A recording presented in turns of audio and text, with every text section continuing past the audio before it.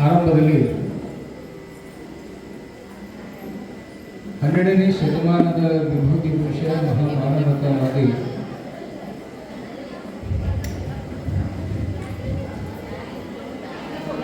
ಸರ್ವರಿಗೂ ಸಮಾನತೆಯನ್ನೇ ಕಲ್ಪಿಸಿಕೊಟ್ಟಿರುವಂಥ ಬಸವಾದಿ ಶಿವಶರಣರ ಪರಮ ಪವಿತ್ರವಾದ ವಚನಾತ್ಮಕ ಶರಣೆಂದು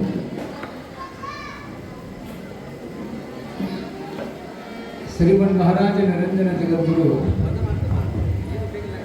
ಯಡಿಯೂರಿನ ಒಡೆಯ ತೋಟದ ಸಿದ್ಧಲಿಂಗ ಯತೀಶ್ವರರ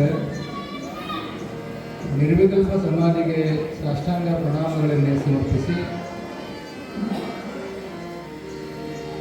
ಅಖಿಲ ಭಾರತ ವೀರಶೈವ ಮಹಾಸಭೆಯ ಸಂಸ್ಥಾಪನಾಚಾರ್ಯರು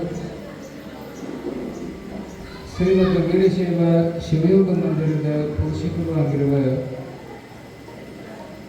ಲಿಂಗೈಕ್ಯ ಹಾನಗಲ್ಲ ಗುರುಕುಮಾರ ಅಪ್ಪಂಗಳವರ ಅಡಿರಾವರಿಗಳಿಗೆ ಮಡಿಯಿಂದಲೇ ಶರಣಾಗಿ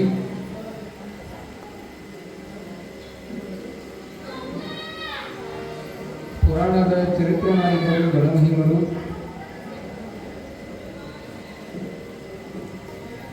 ಶಿವಯೋಗದ ಸಾಮ್ರಾಜ್ಯದ ಧೀಮಂತ ದೊರೆಗಳಾಗಿರುವಂಥ ಮುಳುಗುಂದದ ಬಾಲಲೀಲ ಮಹಂತ ಶಿವಯೋಗಿಗಳವರ ಪರಮ ಪವಿತ್ರವಾದ ದಿವ್ಯ ವ್ಯಕ್ತಿತ್ವದ ಕ್ರಿಯಾಶಕ್ತಿಗೆ ಸಾಷ್ಟಾಂಗವನ್ನು ಸಲ್ಲಿಸಿ ಬೆಳಗಾವಿ ಜಿಲ್ಲೆ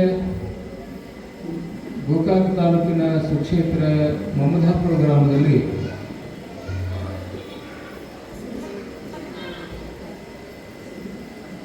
ಶ್ರೀ ಮೌನ ಮಲ್ಲಿಕಾರ್ಜುನ ಅಪ್ಪಂಗಡವರ ಸಂಕಲ್ಪದ ಮೇರೆಗೆ ಅಧಿಕ ಮಾಸದ ನಿಮಿತ್ತವಾಗಿ ಸಾಗಿ ಬರುತ್ತಿರುವ ಬಾಲಲೀಲ ಮಹಂತ ಯೋಗಿ ವರೆಣ್ಯರ ಪುಣ್ಯ ಪುರಾಣದ ಪುಣ್ಯ ಪರ್ವಕಾಲದಲ್ಲಿ 48 ದಿನಗಳ ಕಾಲ ಅವ್ಯಾಹತವಾಗಿ ಲೋಕ ಕಲ್ಯಾಣಕ್ಕಾಗಿ ಮೌನ ಅನುಷ್ಠಾನವನ್ನು ಕೈಗೊಂಡು ನಿತ್ಯದಲ್ಲೂ ಕೂಡ ಈ ಪುರಾಣದ ಪುಣ್ಯ ವೇದಿಕೆ ಮೇಲೆ ವಿರಾಜಮಾನಗೊಂಡಿರುವಂಥ ಲಿಂಗಾನುರಾಗಿಗಳು ಶಿವಯೋಗದ ಸಾಧಕರಾಗಿ ಶ್ರೀಮಠದಲ್ಲಿ ನಡೆಯುವ ಎಲ್ಲ ಕಾರ್ಯಕ್ರಮಕ್ಕೆ ಗುರುಹಸ್ತ ಭೂಷಣರಾಗಿರುವಂಥ ಜಮಖಂಡಿಯ ಕಲ್ಯಾಣ ಮಠದ ಷಡಸ್ಥಲ ಬ್ರಹ್ಮ ಗೌರಿಶಂಕರ ಶಿವಾಚಾರ ಮಹಾಸ್ವಾಮಿಗಳವರ ದಿವ್ಯ ಚರಣಾರವಿಂದಗಳಿಗೆ ದಂಡಬದ್ಧ ಪ್ರಣಾಮಗಳನ್ನು ಸಮರ್ಪಿಸಿ ಶ್ರೀಮಠದ ಒಡೆಯರು ನಿಮ್ಮೆಲ್ಲರಿಗೆ ಮಾರ್ಗದರ್ಶಕರು ತಮ್ಮ ಸಮಗ್ರವಾದ ಬದುಕನ್ನೇ ಸಮಾಜಕ್ಕಾಗಿ ಸಮರ್ಪಣೆ ಮಾಡಿರುವಂಥ ಎಲ್ಲ ಉಸಿರಿನ ಒಡೆಯರೂ ಆಗಿರುವಂಥ ಬಸವಭೂಷಣರಾಗಿರುವಂಥ ಶ್ರೀಮನ್ ನಿರಂಜನ ಪ್ರಣವ ಸ್ವರೂಪ ಮೌನ ಮಲ್ಲಿಕಾರ್ಜುನ ಮಹಾಶಿವೀಶ್ವರರ ಪರಮ ಪವಿತ್ರವಾಗಿರುವ ದಿವ್ಯ ಚರಣಾರವಿಂದಗಳಿಗೆ ನತಮಸ್ತಕನಾಗಿ ನನಗೆ ಅನ್ನ ಅರಿವು ಆಶ್ರಯ ಅಕ್ಷರವನ್ನು ದಯಪಾಲಿಸಿರುವ ವಿದ್ಯಾಗುರುಗಳಾದ ಗಾಣಯೋಗಿ ಶಿವಯೋಗಿ ಪಂಡಿತ ಪುಟ್ಟರಾಜ ಅಪ್ಪಂಗಳವರನ್ನು ಸದಾವಕಾಲ ಧ್ಯಾನಿಸಿಕೊಂಡು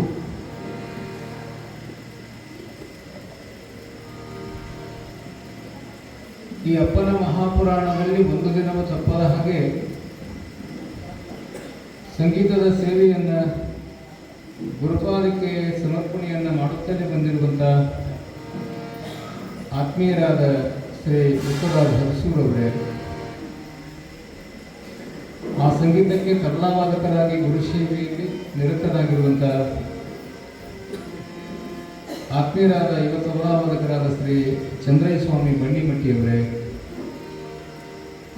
ಇಂದಿನ ದಾಸೋಹದ ಶಿವಾ ಕೈಂಕರ್ಯವನ್ನು ವಹಿಸಿಕೊಂಡಿರುವಂಥ ಶ್ರೀಮಠದ ಸದ್ಭಕ್ತರೊಂದಿಗೆ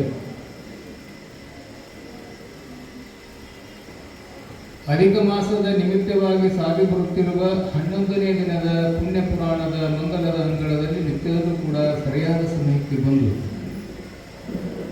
ಈ ಬಾಲಲೀಲ ಮಹಂತ ಯೋಗಿ ವರೆಣ್ಯರ ದಿವ್ಯ ಚರಿತಾಮೃತವನ್ನು ತಮ್ಮ ಕರ್ಣದ್ವಾರಗಳಲ್ಲಿ ಆಲಿಸಬೇಕು ಅನ್ನುವಂಥ ಭಕ್ತಿ ಇಟ್ಟುಕೊಂಡು ನಿತ್ಯದಲ್ಲೂ ಗುರುವಿನ ಅಂಗಳಕ್ಕೆ ಮಡಿಯಿಂದಲೇ ಆಗಮಿಸುತ್ತಿರುವ ಎಲ್ಲ ಈ ಶ್ರೀಮಠದ ಸಮಸ್ತ ಸದ್ಭಕ್ತ ಮಂಡಳಿಗೆ, ತಾಯಂದರೆ, ಗುರು ಹಿರಿಯರೇ, ನಿಮ್ಮೆಲ್ಲರ ಅಂತರಾತ್ಮದಲ್ಲಿರುವ ಪರಮಾತ್ಮನ ಜ್ಯೋತಿಗೆ ಶರಣಾರ್ಥಿಗಳನ್ನು ಸಮರ್ಪಣೆಯನ್ನು ಮಾಡ್ತಾ, ಶಿವ ಸಾಂಬಜೇ ನಮ ಪಾರ್ವತೇಶ್ವರ ಜಗಜ್ಯೋತಿ ಬಸವೇಶ್ವರ ಮಹಾರಾಜ್ ಕಿ, ಯಡಿಯೂರ ಸಿದ್ಧಲಿಂಗೇಶ್ವರ ಮಹಾರಾಜ್ ಕಿ, ಗುರುಕುಮಾರೇಶ್ವರ ಮಹಾರಾಜ್ ಕಿ, ಮೌನ ಮಲ್ಲಿನಾಥೇಶ್ವರ ಮಹಾರಾಜ್ ಕಿ, ಬಾಲಲೀಲ ಮಹಂತ ಶಿವಯೋಗೀಶ್ವರ ಮಹಾರಾಜ್ ಕಿ, ಶಿವ ಸಾಂಬಜೇ ನಮಃ.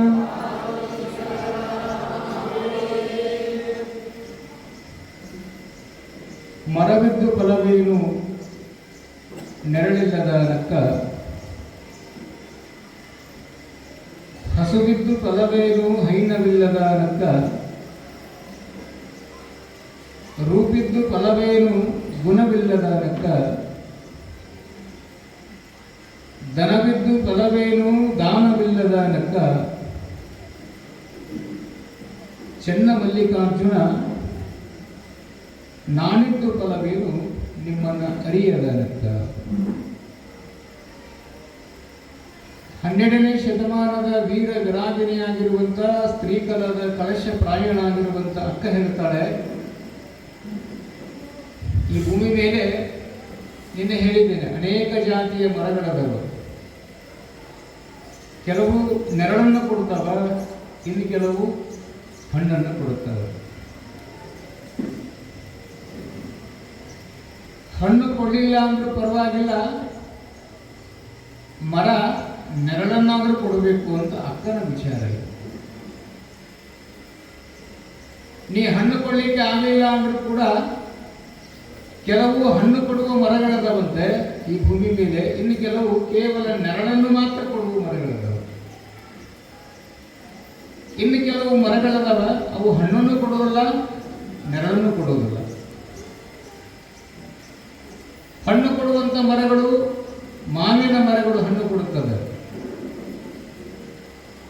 ಬೇವಿನ ಮರ ಹಣ್ಣು ಕೊಡಲಿಲ್ಲ ಅಂದರೂ ಕೂಡ ನೆರಳನ್ನು ಕೊಡುತ್ತದೆ. ಆದರೆ ನೆರಳನ್ನು ಕೊಡೋದಿಲ್ಲ, ಹಣ್ಣನ್ನು ಕೊಡೋದಿಲ್ಲ. ಆ ಮರ ಯಾವುದು ಅಂದರೆ ಜಾಲಿ ಮರ. ಜಾಲಿಯ ಮರ, ಅದಕ್ಕೆ ಜ್ಞಾನಿಗಳು ಬರೀತಾರೆ, ದರೆಯೊಳಗೆ ದುರ್ಜನರು ಜಾಲಿಯ ಮರದಂತೆ. ಈ ಭೂಮಿ ಮೇಲೆ ದುರ್ಜನರು ಹೆಂಗಿರ್ತಾರಂತಂದ್ರೆ ಜಾಲಿ ಮರ ಇದ್ದಂಗಂತೆ. ಯಾಕೆ ಅವರನ್ನ ಜಾಲಿ ಮರ ಹೋಲಿಸಿದ್ರು ಅಂದರೆ, ದಣಿದು ಬಂದವರಿಗೆ ನೆರಳಿಲ್ಲ, ಎಲ್ಲಿ ಜಾಲಿ ಮರದ ಕೆಳಗಡೆ. ದಣಿದು ಬಂದವರಿಗೆ ನೆರಳಿಲ್ಲ, ಕುಸುಮ ವಾಸನೆ ಇಲ್ಲ, ಕುಳಿತುಕೊಳ್ಳಲು ಸ್ಥಳವಿಲ್ಲ, ಹಸಿದು ಬಂದವರಿಗೆ ಹಣ್ಣಿಲ್ಲ. ಜಾಲಿ ಮರದ ಕೆಳಗಡೆ ನೀವೇನಾದರೂ ನೆರಳನ್ನು ಹುಡುಕಿಕೊಂಡು ಈ ಬಿಸಿಲಿನ ತಾಪಕ್ಕೆ ಜಾಲಿ ಮರದ ಕೆಳಗಡೆ ಹೋಗಿ ನಾವು ಕುತ್ಕೊಳ್ಳಕ್ಕೆ ಹೋದ್ವಿ ಅಂತಂದ್ರೆ ಮುಳ್ಳುಗಳು ತುಸ್ತವೆ. ಯಾವ ಗಿಡ ರೀ? ಜಾಲಿ ಗಿಡಗಳು. ಹಸಿಕೊಂಡು ಬಂದವರಿಗೆ ಹಣ್ಣಾದರೂ ಕೊಡ್ತದೆ ಅನ್ನೋದು ಇಲ್ಲ. ಆದರೆ ಹೂವನ್ನಾದರೂ ಯಾರಾದರೂ ತಾಯಿಯನ್ನು ಮುಡಿ ಒಳಗ ಅಥವಾ ದೇವರ ಗುಡಿಗಾರು ಒಯ್ತಾರೇನು? ಅದು ಇಲ್ಲ. ನೆರಳಂತೂ ಮೊದಲೇ ಇಲ್ಲ. ಇಲ್ಲಿ ಅಕ್ಕ ಏನು ಹೇಳ್ತಾಳೆ ಅಂದ್ರೆ, ಮರ ಬಿದ್ದು ಫಲವೇನು ನೆರಳಿಲ್ಲದ ನಕ್ಕ.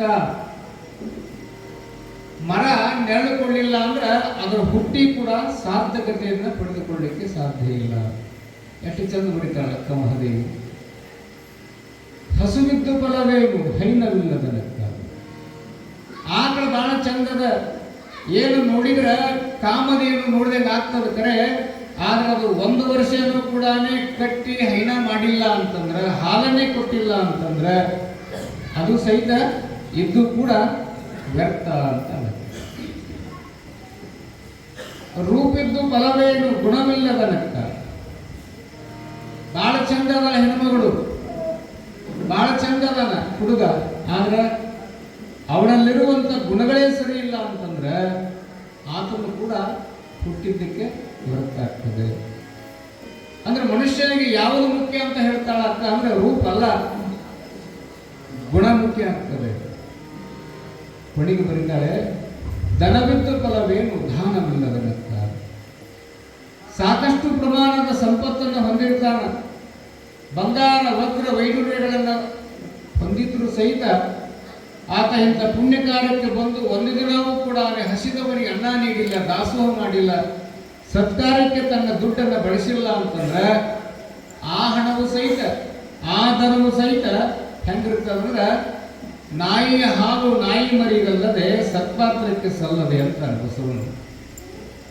ನಾಯಿ ಹಾಲು ಯಾರಾದರೂ ಅಭಿಷೇಕಕ್ಕೆ ಬಳಸಿದ್ದುಂಟೆ ಅಥವಾ ಯಾರಾದರೂ ಅದನ್ನು ದೇಹದಲ್ಲಿ ಊಟಕ್ಕೆ ಬಳಸಿಕೊಂಡಿದ್ದು ಉಂಟೆ ಅಂದ್ರೆ ಸಲ್ಲದೇ ಇರ್ತಕ್ಕಂಥ ಒಂದು ಸಂಪತ್ತು, ದಾನವನ್ನು ಮಾಡಿರತಕ್ಕಂಥ ಒಂದು ಸಂಪತ್ತು ಹೆಂಗಿರ್ತೈತೆ ಅಂದ್ರೆ ನಾಯಿಯ ಹಾಲಿದ್ದಂಗೆ. ಆದ್ದರಿಂದ ಇಲ್ಲಿ ಅಕ್ಕ ಏನು ಬರೀತಾಳ ಅಂತಂದ್ರೆ, ಚನ್ನಮಲ್ಲಿಕಾರ್ಜುನ ನಾಣಿದ್ದು ಫಲವೇನು ನಿಮ್ಮನ್ನರಿಯದನಕ್ಕ.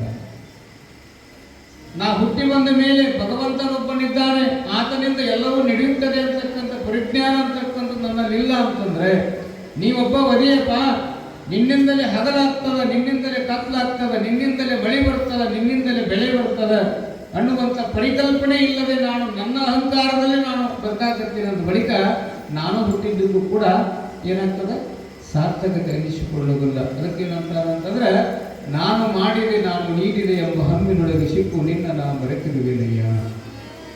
ಮನುಷ್ಯನಿಗೆ ಅಹಂಕಾರ ಸಣ್ಣವನಾಗಿ ಮಾಡ್ತದಂತೆ. ಅಹಂಕಾರ ಶಾಲೆ ಬಿಟ್ಟಿತ್ತು ಹುಡುಗ ಮೆಳಗಿ ಮೇಲೆ ನಿಂತುಕೊಂಡು ಗಾಳಿಪಟ ಹಾರಿಸ್ತಾ ಇದ್ದಾನೆ.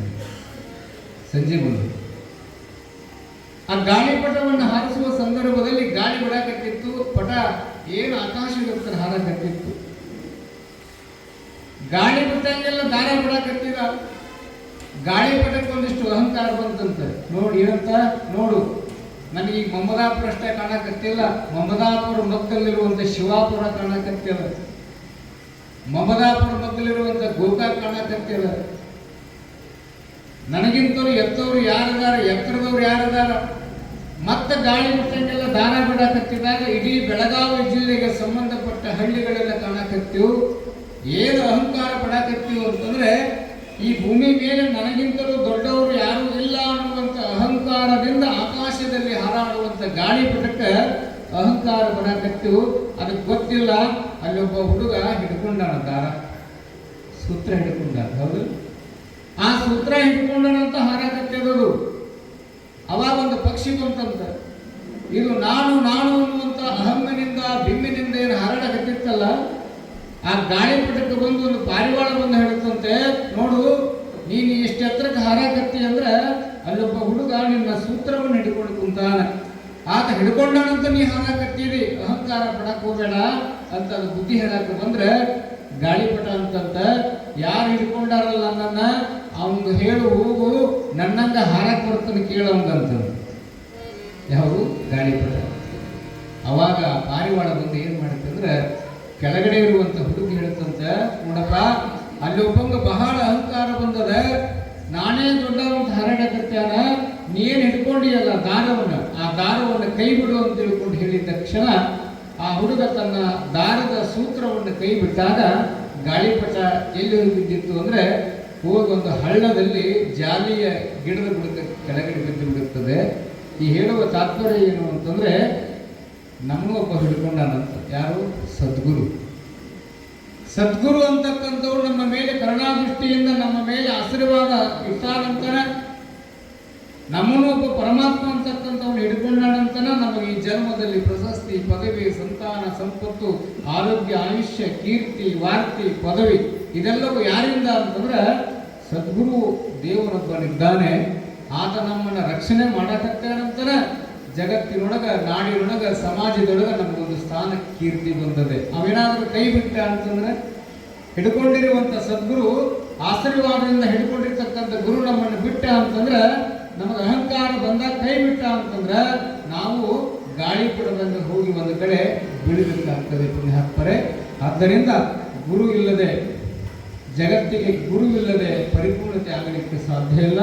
ಆ ದಿಶೆಯೊಳಗೆ ನಿನ್ನೆ ದಿನ ಮುಳುಗುಂದದ ಬಾಲಿಯ ಮಹಂತ ಸ್ವಾಮಿಗಳವರು ಅನೇಕ ನಾಡಿನುದ್ದಕ್ಕೂ ಸಂಚಾರವನ್ನು ಮಾಡುತ್ತಾ ಇಂದು ಎಲ್ಲಿಗೆ ಬರ್ತಾರೆ ಮಹಾಂತೇಶ್ವರಿಗಳು ಅಂತಂದ್ರೆ, ಬಸವರಾಜರ ಪುಣ್ಯ ಭೂಮಿಯಾಗಿರುವಂಥ ಕಲ್ಯಾಣಕ್ಕೆ ಬರ್ತಾ ಇದ್ದಾರೆ, ಬಸವ ಕಲ್ಯಾಣಕ್ಕೆ ಬರ್ತಾ ಇದ್ದಾರೆ. ಆ ಕಲ್ಯಾಣಕ್ಕೆ ಬಂದ ಮೇಲೆ ಅಲ್ಲಿರುವ ಲೀಲೆ ಏನಾಗ್ತದೆ ಅನ್ನುವಂಥ ಪೂರ್ವದಲ್ಲಿ ಒಂದು ಗೀತೆಯನ್ನು ಹಾಡಿದ ನಂತರ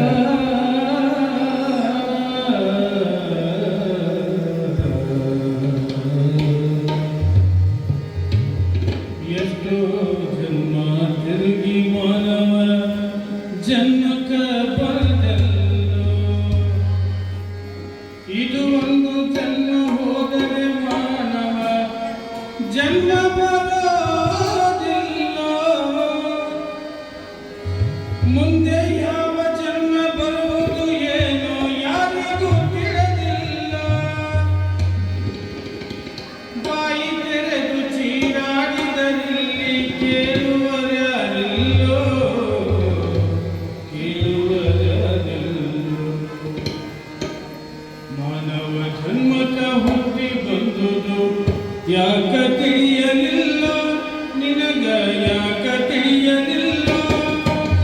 ಗುರುವಿನ ಕರುಣೆ ಆಗದೆ ಹೋದರೆ ಮುಕ್ತಿ ನಿನಗಿಲ್ಲೋ, ಮುಕ್ತಿ ನಿನಗಿಲ್ಲೋ. ಜನ್ಮಕ ಹುಟ್ಟಿ ಬಂದ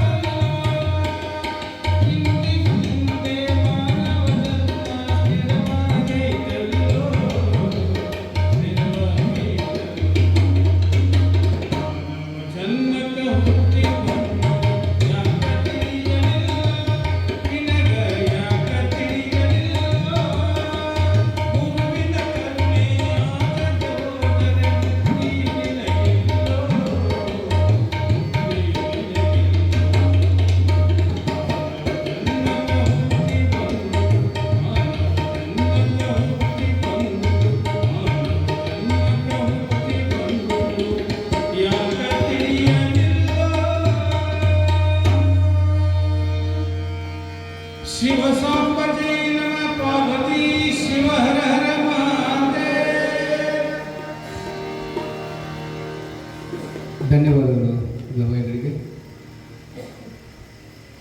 ನಾವಾಡುವ ಮಾತು ಹೀಗಿರಲಿ ಗೆಳೆಯ, ಮೃದುವಚನ ಮೂರು ಲೋಕ ಜಯಿಸುವುದು ತಿಳಿಯ, ಮೌನ ಮುಗ್ಧೆಗೆ ನುಡಿದು ಮಾತರಲಿ ಬರಲಿ, ಮೂರು ಗಳಿಗೆಯ ಬಾಳು ಗಮನ ಮುಗಿಸಿದ್ದೇವೆ. ನಾವು ಆಡುವಂಥ ಮಾತು ಹೇಗಿರಬೇಕು ಅಂತಂದರೆ, ಇನ್ನು ಕೆಲವರಿಗೆ ಯಾರ ಜೊತೆ ಹೆಂಗೆ ಮಾತಾಡಬೇಕು ಅನ್ನೋದು ಇವತ್ತಿಗೂ ಗೊತ್ತಾಗ್ತಾ ಇದೆ. ತಂದೆಯೊಂದಿಗೆ ಗೌರವದಿಂದ ಮಾತನಾಡಬೇಕು ಅಂತ ಹೇಳ್ತಾರೆ. ತಂದೆ ಜೊತೆ ಮಾತನಾಡುವಂಥ ಪ್ರಸಂಗ ಬಂದಾಗ ಮಗನಾಗಿರ್ತಕ್ಕಂಥವನು ಹೇಗೆ ಮಾತಾಡಬೇಕಂದ್ರೆ, ತಂದೆಯೊಂದಿಗೆ ಗೌರವದಿಂದ ಮಾತನಾಡು, ತಾಯಿಯೊಂದಿಗೆ ಮಮತೆಯಿಂದ ಮಾತನಾಡು, ಗುರುವಿನೊಂದಿಗೆ ಪೂಜ್ಯತೆಯಿಂದ ಮಾತನಾಡು, ಮಗಳೊಂದಿಗೆ ವಾತ್ಸಲ್ಯದಿಂದ ಮಾತನಾಡು, ಸ್ನೇಹಿತನೊಂದಿಗೆ ಸಲಿಗೆಯಿಂದ ಮಾತನಾಡು. ಇನ್ನು ಕೆಲವ್ರಿಗೆ ಯಾರ ಜೊತೆ ಹೆಂಗೆ ಮಾತಾಡಬೇಕು ಅನ್ನೋದು ಗೊತ್ತಾಗ್ತಾ ಇಲ್ಲ. ಯಾಕೆ? ಸಂಸ್ಕಾರದ ಕೊರತೆ. ನಮಗೀಗ ಅನ್ನದ ಕೊರತೆ ಇಲ್ಲವ. ಮೊದಲಿನ ಜನ ಅನ್ನ ಯಾವಾಗ ನೋಡ್ತಿದ್ರು ಅಂದ್ರೆ ಅಮಾವಾಸ್ಯೆಗೊಮ್ಮೆ ಅನ್ನ ಮಾಡ್ತಿದ್ರಂತೆ ಹಿಂದೆ. ಅದು ಯಾರ ಮನೆಯೊಳಗೆ ಗೊತ್ತೇನು? ಅತಿ ಶ್ರೀಮಂತ ಮನೆಯೊಳಗೆ ಮಾತ್ರ ಅಮಾವಾಸ್ಯೆಗೊಮ್ಮೆ ಅನ್ನ ಮಾಡ್ತಿದ್ರಂತೆ. ಅನ್ನದ ಕೊರತೆ ಅದ. ಈಗ ನಮ್ಗೆ ಯಾರಿಗೆ ಹೇಳಿದ್ರಿ? ಇಲ್ಲಿ ಬಂದು ಕುಂತೇವಲ್ಲ, ಅನ್ನದ ಕೊರತೆ ಇಲ್ಲ. ಬಟ್ಟೆ ಕೊರತೆ ಇದೆ ಏನು? ಬಟ್ಟೆ ಕೊರತೆ ಇಲ್ಲ. ಹಣದ ಕೊರತೆ ಇದೆ ಏನು? ಹಣದ ಕೊರತೆಯೂ ಇಲ್ಲ. ಎದರ ಕೊರತೆ ಇದೆ ಅಂದರೆ ಸಂಸ್ಕಾರದ ಕೊರತೆ ಇದೆ. ಹಾಗಾದ್ರೆ ಎಲ್ಲಿ ಸಿಗ್ತದೆ ಸಂಸ್ಕಾರ? ಮಕ್ಕಳಿಗೆ ಈಗಿನ ಪ್ರಸ್ತುತ ದಿನಮಾನದಲ್ಲಿ ತಂದೆ ತಾಯಿಗಳು ಮನೆಯಲ್ಲಿ ಹೇಳ್ತಿರ್ತಾರೆ ನೋಡ್ರಿ, A for apple, B for ball. ನಾ ಹೇಳ್ತಿರೋದು ಈಗಿನ ಪ್ರಸ್ತುತ ಮುಂದುವರೆದ ಶಿಕ್ಷಣ ಕ್ಷೇತ್ರಕ್ಕೆ ಇಂಗ್ಲೀಷ್ ಕಲಿಸಬೇಕಂತ ಹೇಳೋದಕ್ಕೆಲ್ಲ ಅದು ಅವಶ್ಯ ಬೇಕು ನಮ್ಮ ಈ ವಿದ್ಯಮಾನಕ್ಕೆ. ಅದರ ಜೊತೆಗೆ ನಮ್ಮ ನಾಡಿನ ದಾರ್ಶನಿಕರ ಪರಿಚಯವನ್ನು ಮನೆಯೊಳಗೆ ತಾಯಿಯಾಗಿರ್ತಕ್ಕಂಥವ್ರು ಹೇಳಬೇಕು ಅಂತ. ಎ ಫಾರ್ ಆ್ಯಪಲ್ ಅಂದಲ್ಲಿ, ಬಿ ಫಾರ್ ಬಾಲ್ ಅಂದಲ್ಲಿ, ಸಿ ಫಾರ್ ಕ್ಯಾಟ್ ಅಂದಲ್ಲಿ, ಡಿ ಫಾರ್ ಡಾಗ್ ಅಂದಲ್ಲಿ ನಮ್ಮ ತಾಯಂದಿರು ಈ ಗ್ರಾಮೀಣದ ಪ್ರದೇಶದಲ್ಲಿ ನಮ್ಮ ನಾಡನ್ನು ಕಟ್ಟು ಹೋಗಿರುವಂಥ ದಾರ್ಶನಿಕರ ವಿವರವನ್ನು ಕೂಡ ನಮ್ಮ ಮಕ್ಕಳಿಗೆ ಹೇಳಬೇಕಂತ. ಏನಂತ? A for Allamma, B for Basavanna, C for Channabasavanna, D for Guddapura Danamma. Kalyana ಹೆಂಗಿತ್ತು ಅಂತಂದ್ರೆ, ಗುಡ್ಡಾಪುರ ದಾನಮ್ಮ ಅಕ್ಕಸಾಲಿಗರ ಮನೆಯೊಳಗೆ ಚೊಕ್ಕ ಬಂಗಾರದಂತೆ ಹುಟ್ಟಿರ್ತಕ್ಕಂಥವ್ರು. ಇನ್ನು ಸೋಮಲಿಂಗನನ್ನ ಮದುವೆ ಆಗಿದ್ದಿಲ್ಲ ಕಲ್ಯಾಣದೊಳಗೆ. ಬಸವಣ್ಣ ಹೇಳಿದಂತೆ ಆ ತಾಯಿಗೆ, ಯವ್ವ ನೀನು ವಚನ ಬರೀಬೇಕಲ್ಲ ಅಂತ ಹೇಳಿದ್ರೆ, ಯಪ್ಪ ನಿನ್ನ ವಚನವನ್ನು ತಲೆಯ ಮೇಲೆ ಹೊತ್ತುಕೊಂಡು ಪ್ರಚಾರ ಮಾಡ್ತೀನಿ ವಿನಃ ನಾನು ವಚನವನ್ನು ನಿನ್ನ ಮೇಲೆ ವಚನವನ್ನು ಬರೆಯಕ್ಕೆ ಒಲ್ಲೆ ಅಂತ ಯಾರು? ದಾನಮ್ಮ. ಆ ಭಾಗದಲ್ಲಿ ಜತ್ತ ಸಂಸ್ಥಾನದ ಮಹಾರಾಜನಾಗಿರ್ತಕ್ಕಂಥ ದೊಡ್ಡ ವೀರಶೈವ ಮತೋದ್ಧಾರದಲ್ಲಿರುವಂಥ ಮಹಾರಾಜನ ಕನಸಿನಲ್ಲಿ ಹೋಗ್ತಾಳೆ ದಾನಮ್ಮ. ಇವತ್ತು ದಾನಮ್ಮನನ್ನ ಯಾಕೆ ನಮ್ಮ ಮಕ್ಕಳಿಗೆ ಹೇಳಿಕೊಡ್ಬೇಕು ತಾಯಂದ್ರೆ ಅಂದರೆ, ಗುಡ್ಡಾಪುರ ದಾನಮ್ಮನ ಪರಿಚಯವನ್ನು ಮಕ್ಕಳಿಗೆ ಯಾಕೆ ಹೇಳಬೇಕು ನೀವು ಅಂತಂದ್ರೆ, ಈ ಭೂಮಿ ಮೇಲೆ ಮೊದಲ ಬಾರಿಗೆ ಸಾಮೂಹಿಕ ಮದುವೆಯನ್ನು ತಂದವಳು ಗುಡ್ಡಾಪುರ ದಾನಮ್ಮ. ನೆನಪಿರಲಿ. ಆಕೆಗೆ ಮೊದಲು ಯಾರು ತಂದಿಲ್ಲ. ಯಾಕೆ ತಂದು? ಆ ಜತ್ತ ಸಂಸ್ಥಾನದಲ್ಲಿರುವಂಥ ಸಂದರ್ಭದಲ್ಲಿ ವರ ಬರಲಾರದ ಅನೇಕ ಜನ ಹೆಣ್ಣು ಮಕ್ಕಳು ಮನೆಯಾಗ ಉಳ್ಕೊಂಡ್ಬಿಟ್ಟಿದ್ರಂತೆ. ಹಿಂದೆ ನಾ ಹೇಳೋದು ಈಗ ಅದು ಉಲ್ಟಾ ಆಗಿದ್ರಿ. ಆಗೈತಿಲ್ಲ. ಈಗ ಕಣ್ಣೇ ಸಿಗೋಲ್ಲ ನಮ್ಮ ಹುಡುಗರಿಗೆ. ಹಿಂದ ವರ ಬರಲಾರದೆ ಮನೆಯೊಳಗೆ ವಯಸ್ಸಾಗಿ ಎಷ್ಟೋ ಹೆಣ್ಣು ಮಕ್ಕಳು ಮನೆಯಲ್ಲಿ ಕುತ್ಕೊಂಡ್ಬಿಟ್ಟಿರ್ತಾರೆ. ಇದನ್ನು ಸೂಕ್ಷ್ಮವಾಗಿ ದಾನಮ್ಮ ಗಮನಿಸಿದಂತೆ. ಮನೆಯೊಳಗೆ ತಂದೆ ತಾಯಿ ಒತ್ತೆ ಮಾಡಕತ್ತಿದ್ರು. ಯವ್ವ ನೀನು ಮದುವೆ ಆಗ ಅಂತಾಳ ಅಂದ್ರಕ್ಕಿಗೆ ತಂದೆ ತಾಯಿಗಳಿಗೆ ಹೇಳಿದಂತ, ನಾನು ಮದುವೆ ಆಗ್ತೇನೆ, ನಾನು ಮದುವೆ ಆಗ್ಬೇಕಾದ್ರೆ ನನ್ನ ಜೊತೆ 501 ಸಾಮೂಹಿಕ ಮದುವೆಯನ್ನು ನೀವು ಮಾಡಿ ಕೊಡ್ತೀನಿ ಅಂತಂದ್ರೆ ನಾನು ಮದುವೆಗೆ ಇಲ್ಲ ಅಂದ್ರೆ ಒಲ್ಲೆ ಅಂತಂದಾಗ ಆ ಸಾಮೂಹಿಕ ಮದುವೆಯನ್ನು ನಡೆಸಿಕೊಡುವಂತ ಶಕ್ತಿ ಇರಬೇಕಲ್ಲ ತಂದೆ ತಾಯಿಗಳಿಗೆ. ಅವಾಗ ಏನ್ ಮಾಡ್ತಾಳಂದ್ರೆ ಜತ್ತ ಸಂಸ್ಥಾನದ ಮಹಾರಾಜನ ಕನಸಿನೊಳಗೆ ದಾನಮ್ಮ ಹೋಗಿ ಇರುತ್ತಾಳಂತ. ನೋಡಪ್ಪ, ನಿನಗ ಶ್ರೀಮಂತಿಗೆ ಅದ, ನೀ ಮಹಾರಾಜ ಇದ್ದೀವಿ, ಸಮಾಜಕಾರವನ್ನ ಮಾಡು, ನಿನ್ನ ಕೋಟೆ ಇನ್ನೂ ಭದ್ರ ಆಗ್ತದೆ, ನಿನ್ನ ರಾಜ್ಯ ಸುಭಿಕ್ಷೆ ಆಗ್ತದೆ, ನಿನ್ನ ಪ್ರಜೆಗಳೆಲ್ಲ ದಾನವಂತರಾಗ್ತಾರೆ. ಏನು ತಾಯಿ ಅಂತ ಕೇಳ್ತಾನೆ ಕನಸಿನೊಳಗೆ ದಾನಮ್ಮನ್ನ. ಏನಿಲ್ಲಪ್ಪ, ನಾಳೆಗೆ ನಾನು ಸೋಮಲಿಂಗನ ಜೊತೆ ಮದುವೆ ಆಗ್ತಾ ಇದ್ದೇನೆ. ಆ ಮದುವೆಯ ಸುಸಂದರ್ಭದಲ್ಲಿ ನನ್ನಂತ ಅನೇಕ ಹೆಣ್ಣು ಮಕ್ಕಳಿಗೆ ವರ ಬಂದಿಲ್ಲ, ಹಂಗ ಮನ್ಯಾಗ ಕುತ್ಕೊಂಡ್ಬಿಟ್ಟಾರ ತವ್ರ ಮನ್ಯಾಗ.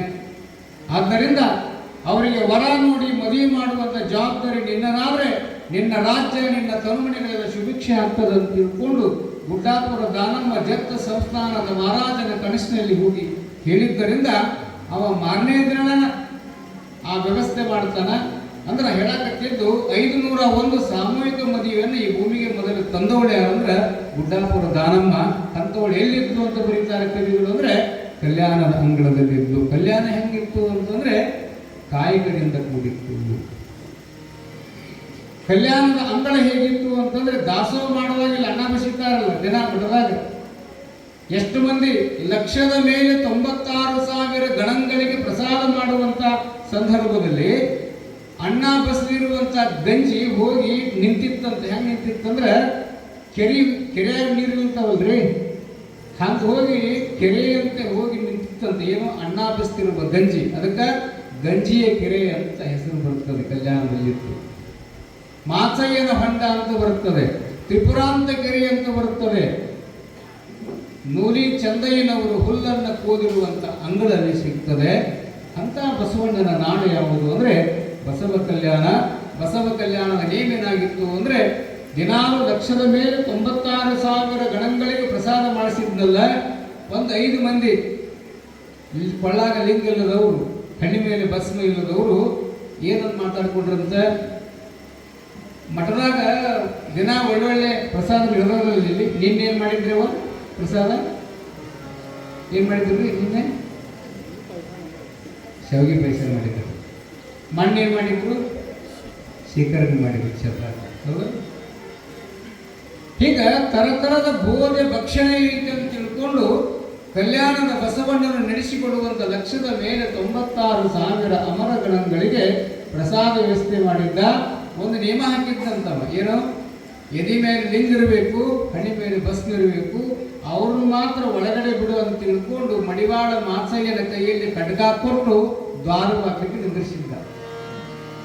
ಕೊಳ್ಳಾಗ ಲಿಂಗ ನೋಡುದು, ಒಳಗೆ ಬಿಡುದು, ಹಣಿಮ್ಯಾಗ ಇವತ್ತಿ ನೋಡುದು, ಒಳಗೆ ಬಿಡುದು. 5 ಜನ ಓಡಾಡಿರ್ತಾರಲ್ಲ ಇರೋರ ಊರಾಗ, ಅವ್ರೇನ್ ಮಾಡಿದ್ರಂತ ಹೆಂಗಲೇ ಅಂತ, ನಾಳೆ ಹೋಗುದ ಏನು ಊಟ ಕೊಡ್ತಾರಂತ್ರಿ ಬಸವಣ್ಣ, ಏನು ಅದ್ಭುತವಾದ ಪ್ರಸಾದ ನಡೆದ.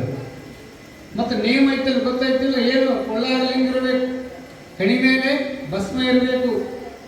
ಇವ್ರು ಕೊಳ್ಳಾಗ ಲಿಂಗಾಣಿ ಇಲ್ಲ, ಭಸ್ಮ ಹಚ್ಕೊಂತಿದ್ದಿಲ್ಲ. ಬಸವಣ್ಣನ ಮಹಾಮನೆಗೆ ಬರುವ ಸಂದರ್ಭದಲ್ಲಿ ಒಂದು ಅರಿವಿ ತಗೊಂಡು ದಾರಿಯಾಗಿ ಬಿದ್ದಿರುವಂತ 5 ಮಂದಿ ಒಂದೊಂದು ಕಲ್ಲು ಕಟ್ಕೊಂಡ್ರಂತ ನೋಡಿ. ಕೊಳ್ಳಾಗ ಕಲ್ಲು ಕಟ್ಟಿಕೊಂಡು ವಿಭೂತಿ ಹಚ್ಚಿಕೊಂಡು ಅರಮನೆಯ ಮಹಾದ್ವಾರಕ್ಕೆ ಬರ್ತಾರ. ಮಾಚಯ್ಯವರು ನೋಡಿದ, ಬಾಬಾ ಎಂತ ಶರಣರಪ್ಪ ಅಂದ್ರೆ, ಎಂತವ್ರು ನೋಡಿದ್ದೇ ಇಲ್ಲ ಇಲ್ಲಿವರೆಗೂ. ಲಾಂಛನಕ್ಕೆ ಶರಣೆಂಬೆ ಅಂತ ಹೇಳಿದ್ನಲ್ಲ ಬಸವಣ್ಣ. ಅವ್ರು ಹೆಂಗಾರ ಹೇಳಿಲ್ರಿ, ಕೊಳ್ಳಾಗ ಲಿಂಗ ಐತಂದ್ರೆ ಬಿಡು ಅಂತ ಹೇಳಿದ್ನಲ್ಲ. ಇವ್ರು ಕಲ್ಲು ಕಟ್ಟಿಕೊಂಡು ಭಸ್ಮ ಹಚ್ಚಿಕೊಂಡು ಒಳಗ ಪ್ರಸಾದಕ್ಕೋಸ್ಕರವಾಗಿ ಬಂದವರು, ಲಿಂಗ ನೇಮಿಗಳಾಗಿದ್ದಿಲ್ಲ. ಮತ್ತು ಲಿಂಗ ಐತಂದ್ರೆ ಬಿಡು ಅಂತ ಹೇಳಿದ್ನಲ್ಲ, ಒಳಗೆ ಬಿಟ್ಟರು, ಬಂದು ಕುತ್ಕೊಂಡ್ರು. ಎಲ್ಲರಿಗೂ ಎಡಿ ಆಯ್ತು, ಕುಂದಿರ್ತಿರಲ್ಲ ಜನ ಯಾವಾಗ, ಎಲ್ಲರಿಗೂ ಎಡಿ ಆಯ್ತು. ಶರಣ ಹೇಳಿದ್ರಂತ, ಯಾರ್ಯಾರು ಕೊಳ್ಳಾಗ ಲಿಂಗ ಅದವು, ಲಿಂಗ ತೆಗೆದು ಎಡಗ ಹಿಡ್ಕೊಂಡು ಕುಂದ್ರಿ, ಬಸವಣ್ಣವ್ರು ಬಂದು ಪತ್ರಿ ಏರಿಸ್ತಾರ ಅಂತ ಬಂತ ನೋಡಿ. ನಿಜವಾದ ಲಿಂಗವಂತರಿಗೆ ಭಯ ಇರ್ತದೆ. ನಿಮ್ ಕೊಳ್ಳಾಗ ಲಿಂಗ ಐತೆ ಭಯ ಇರೋದಿಲ್ಲ ನಿಮ್ಗೆ.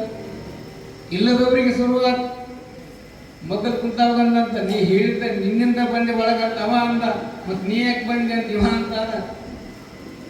ನೇಮ ಏನದರಿ, ದಿನನಿತ್ಯದಲ್ಲೂ ಕೂಡ ನೀವು ಇಲ್ಲಿ ಪೂಜೆ ಮಾಡಿಕೊಳ್ಳೋ ಮುಂದೆ ಅಜ್ಜವರು ನಿಮಗೆ ಪಾದವ ಕೊಡ್ತಾರಲ್ಲ. ಈರಪ್ಪಣ್ಣ ಬಂದು ಪತ್ರಿ ಏರಿಸ್ತಾನಲ್ಲ ಬೆಳಿಗ್ಗೆ, ನೀವು ಪೂಜೆ ಮಾಡುವ ನಿಮ್ಮ ಲಿಂಗದ ಮೇಲೆ ಅದು ಅಲ್ಲಿಂದ ಇಲ್ಲಿಗೂ ಅದು ಮಡಬೇಕು ಸಂಬಂಧ ಅದು.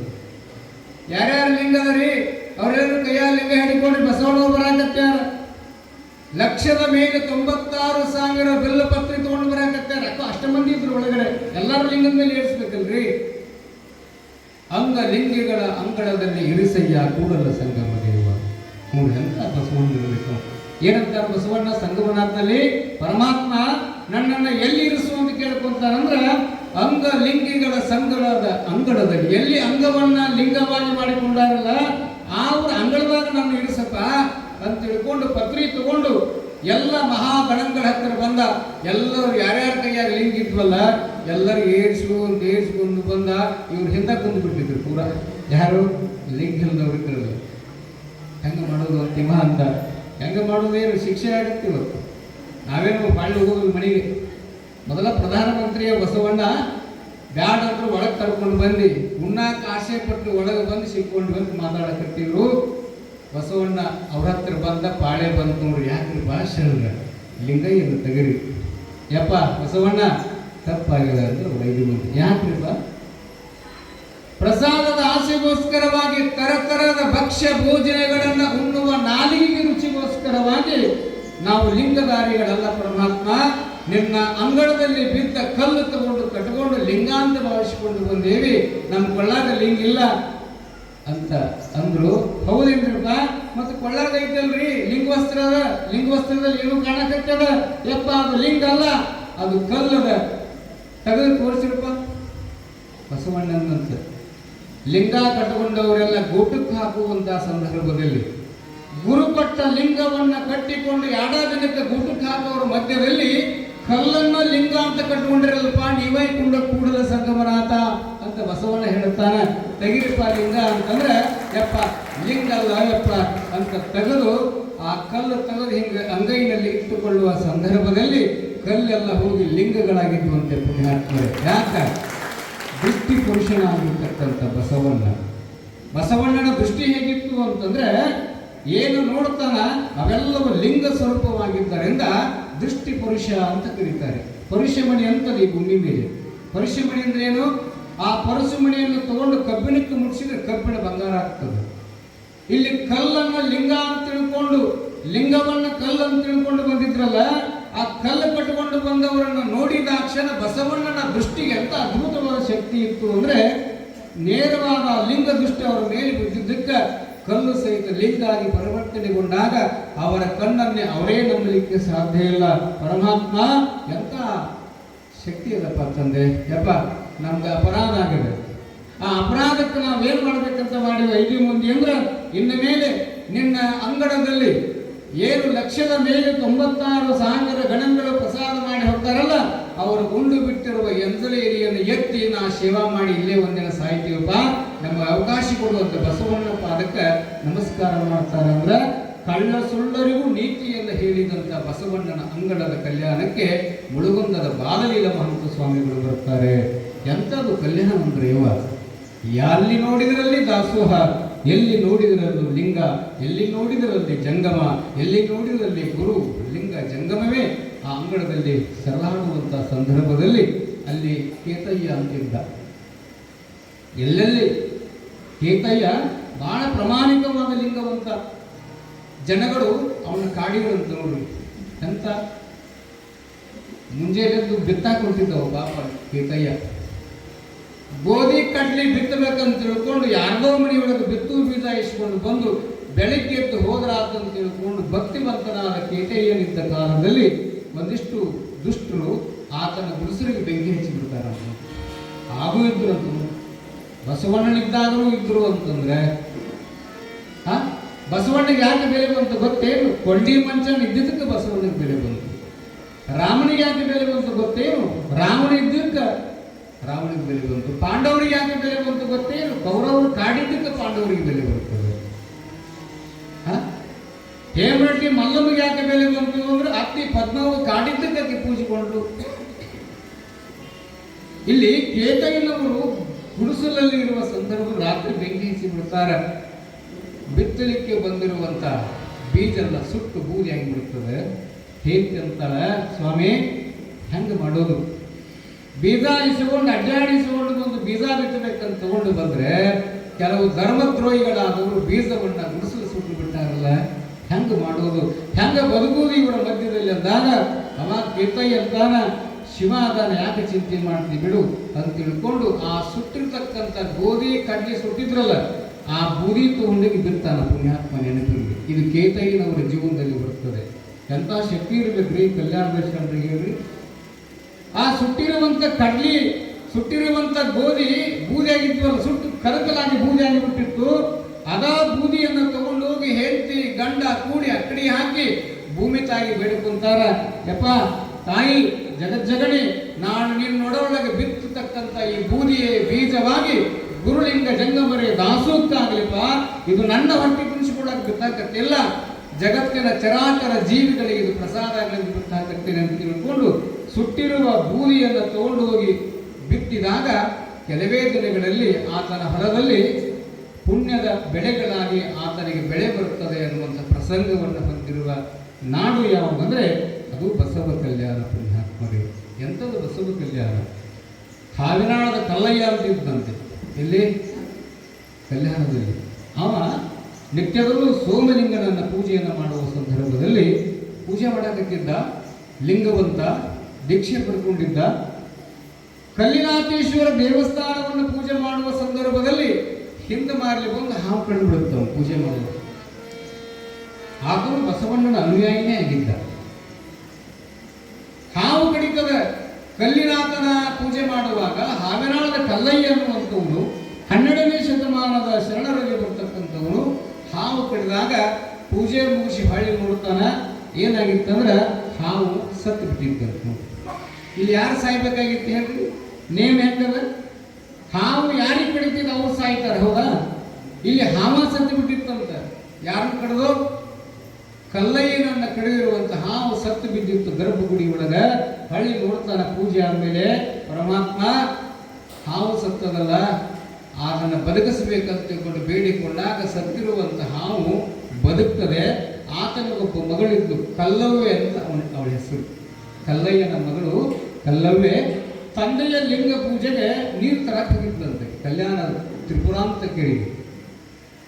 ತ್ರಿಪುರಾಂತ ಕೆರೆ ಅಂತ ಬರ್ತದಲ್ಲ, ತಂದೆ ಹೇಳಿದಂತ ಮಗಳಿಗೆ, ನೋಡವ ಶಿವನಿಗೆ ನಿತ್ಯದಲ್ಲೂ ಕಲ್ಲಿನಾಥನಿಗೆ ಲಿಂಗಕ್ಕೆ ಪೂಜೆಗೆ ನೀರು ತರಬೇಕು ಮಗಳೇ.